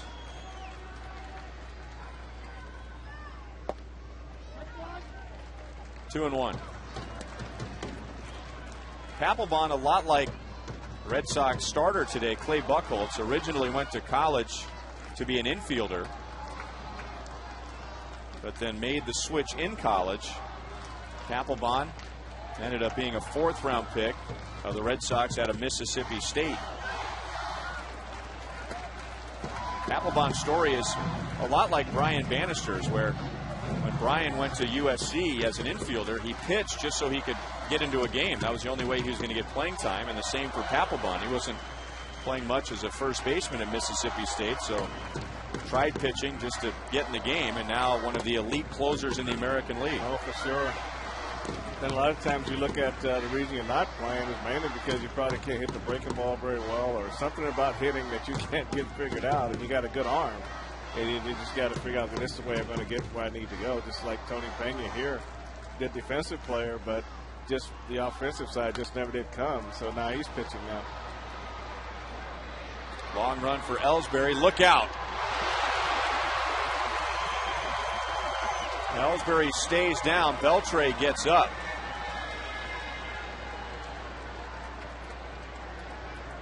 Boy, it's always scary when there's any kind of a collision, but those guys were going full steam. Well, full steam, and that's when you just want somebody to really take charge of that. And you want the outfielder mainly to take charge. That's a long way for a third baseman to go, but we'll take a look at it here. He goes down in good fashion right there. But oh my goodness, that's what it was. That looks like maybe a hyperextended shoulder. The way Beltre's knee forced his elbow up.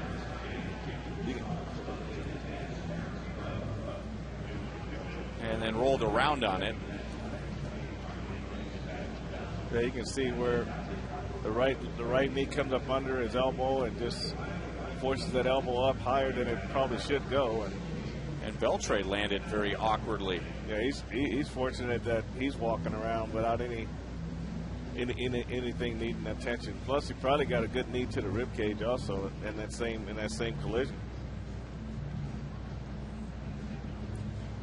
Well, that's the second incident today for Ellsbury. If you go back to the bottom of the first inning on a somewhat of a routine pop-up, at least at this level, into shallow left field. He had some communication issues with Bill Hall, who was at short. Hall's now in right field, and they nearly collided. And now Ellsbury wasn't able to tell Beltre in time that he was there. And a much uglier collision. Well, he's holding his ribs. Maybe the knee to the ribs was probably more painful than maybe extending the shoulder. Here he's calling it right there, and Bill Hall keeps going, and then that was a near collision. And here you got a third baseman that ranges way out into the foul territory.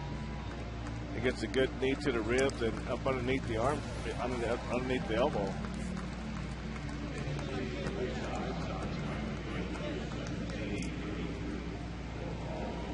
Well, unfortunately, this is what we'll use to answer our You Call It, presented by Sprint, as J.D. Drew will go to right and Bill Hall will go from right to left. Boxing guys, 37% over the caped guys. Yeah, I wasn't feeling for the gorilla guys, Frank. I gotta be honest with you. Yeah. This is what we were talking about, the best fans of opening day. These are the boxing guys in the duel between Greinke and Verlander. Gorilla guys. The glove guys, or the big hands guys. And the cape guys. There's Chris, Royals super fan. And then this guy, I think this guy's been at every game in this homestand. Meyer's still up there, and as normally is the case, someone fresh into the game is tested right away. Routine play for Drew, but the ball hit right to him. So Meyer is out, 2 down in the ninth.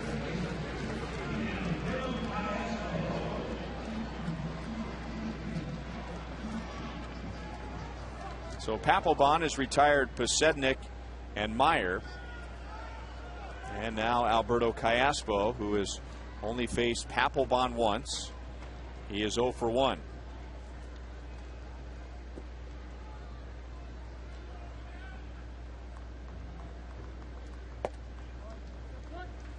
At the plate today, Alberto 2 hits.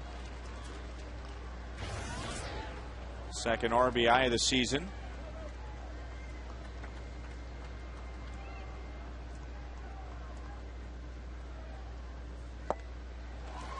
That's the pitch that Papelbon wants to use more. His splitter. Got away from it last year and felt like the league, after a while, figured out that he was primarily just a fastball pitcher. Well, that's a great pitch with his velocity on his fastball, and that they'll be able to throw that pitch. Martinez wanted that pitch up.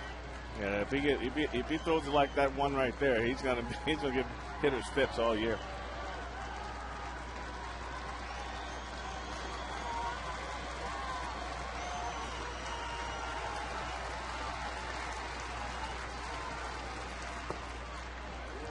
Two and two.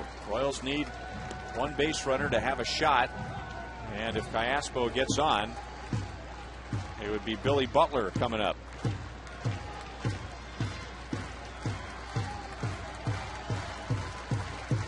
Martinez wants the fastball on 2 and 2.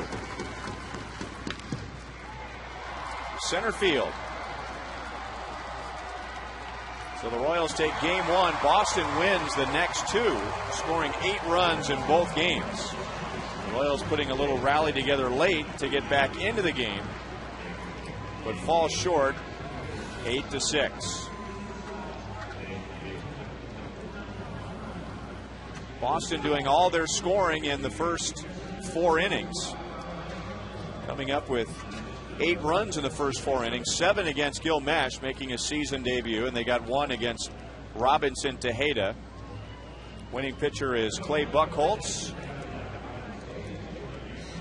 Jonathan Papelbon gets his second save of the year. Red Sox win it 8-6. Time now for Boulevard Royals Live.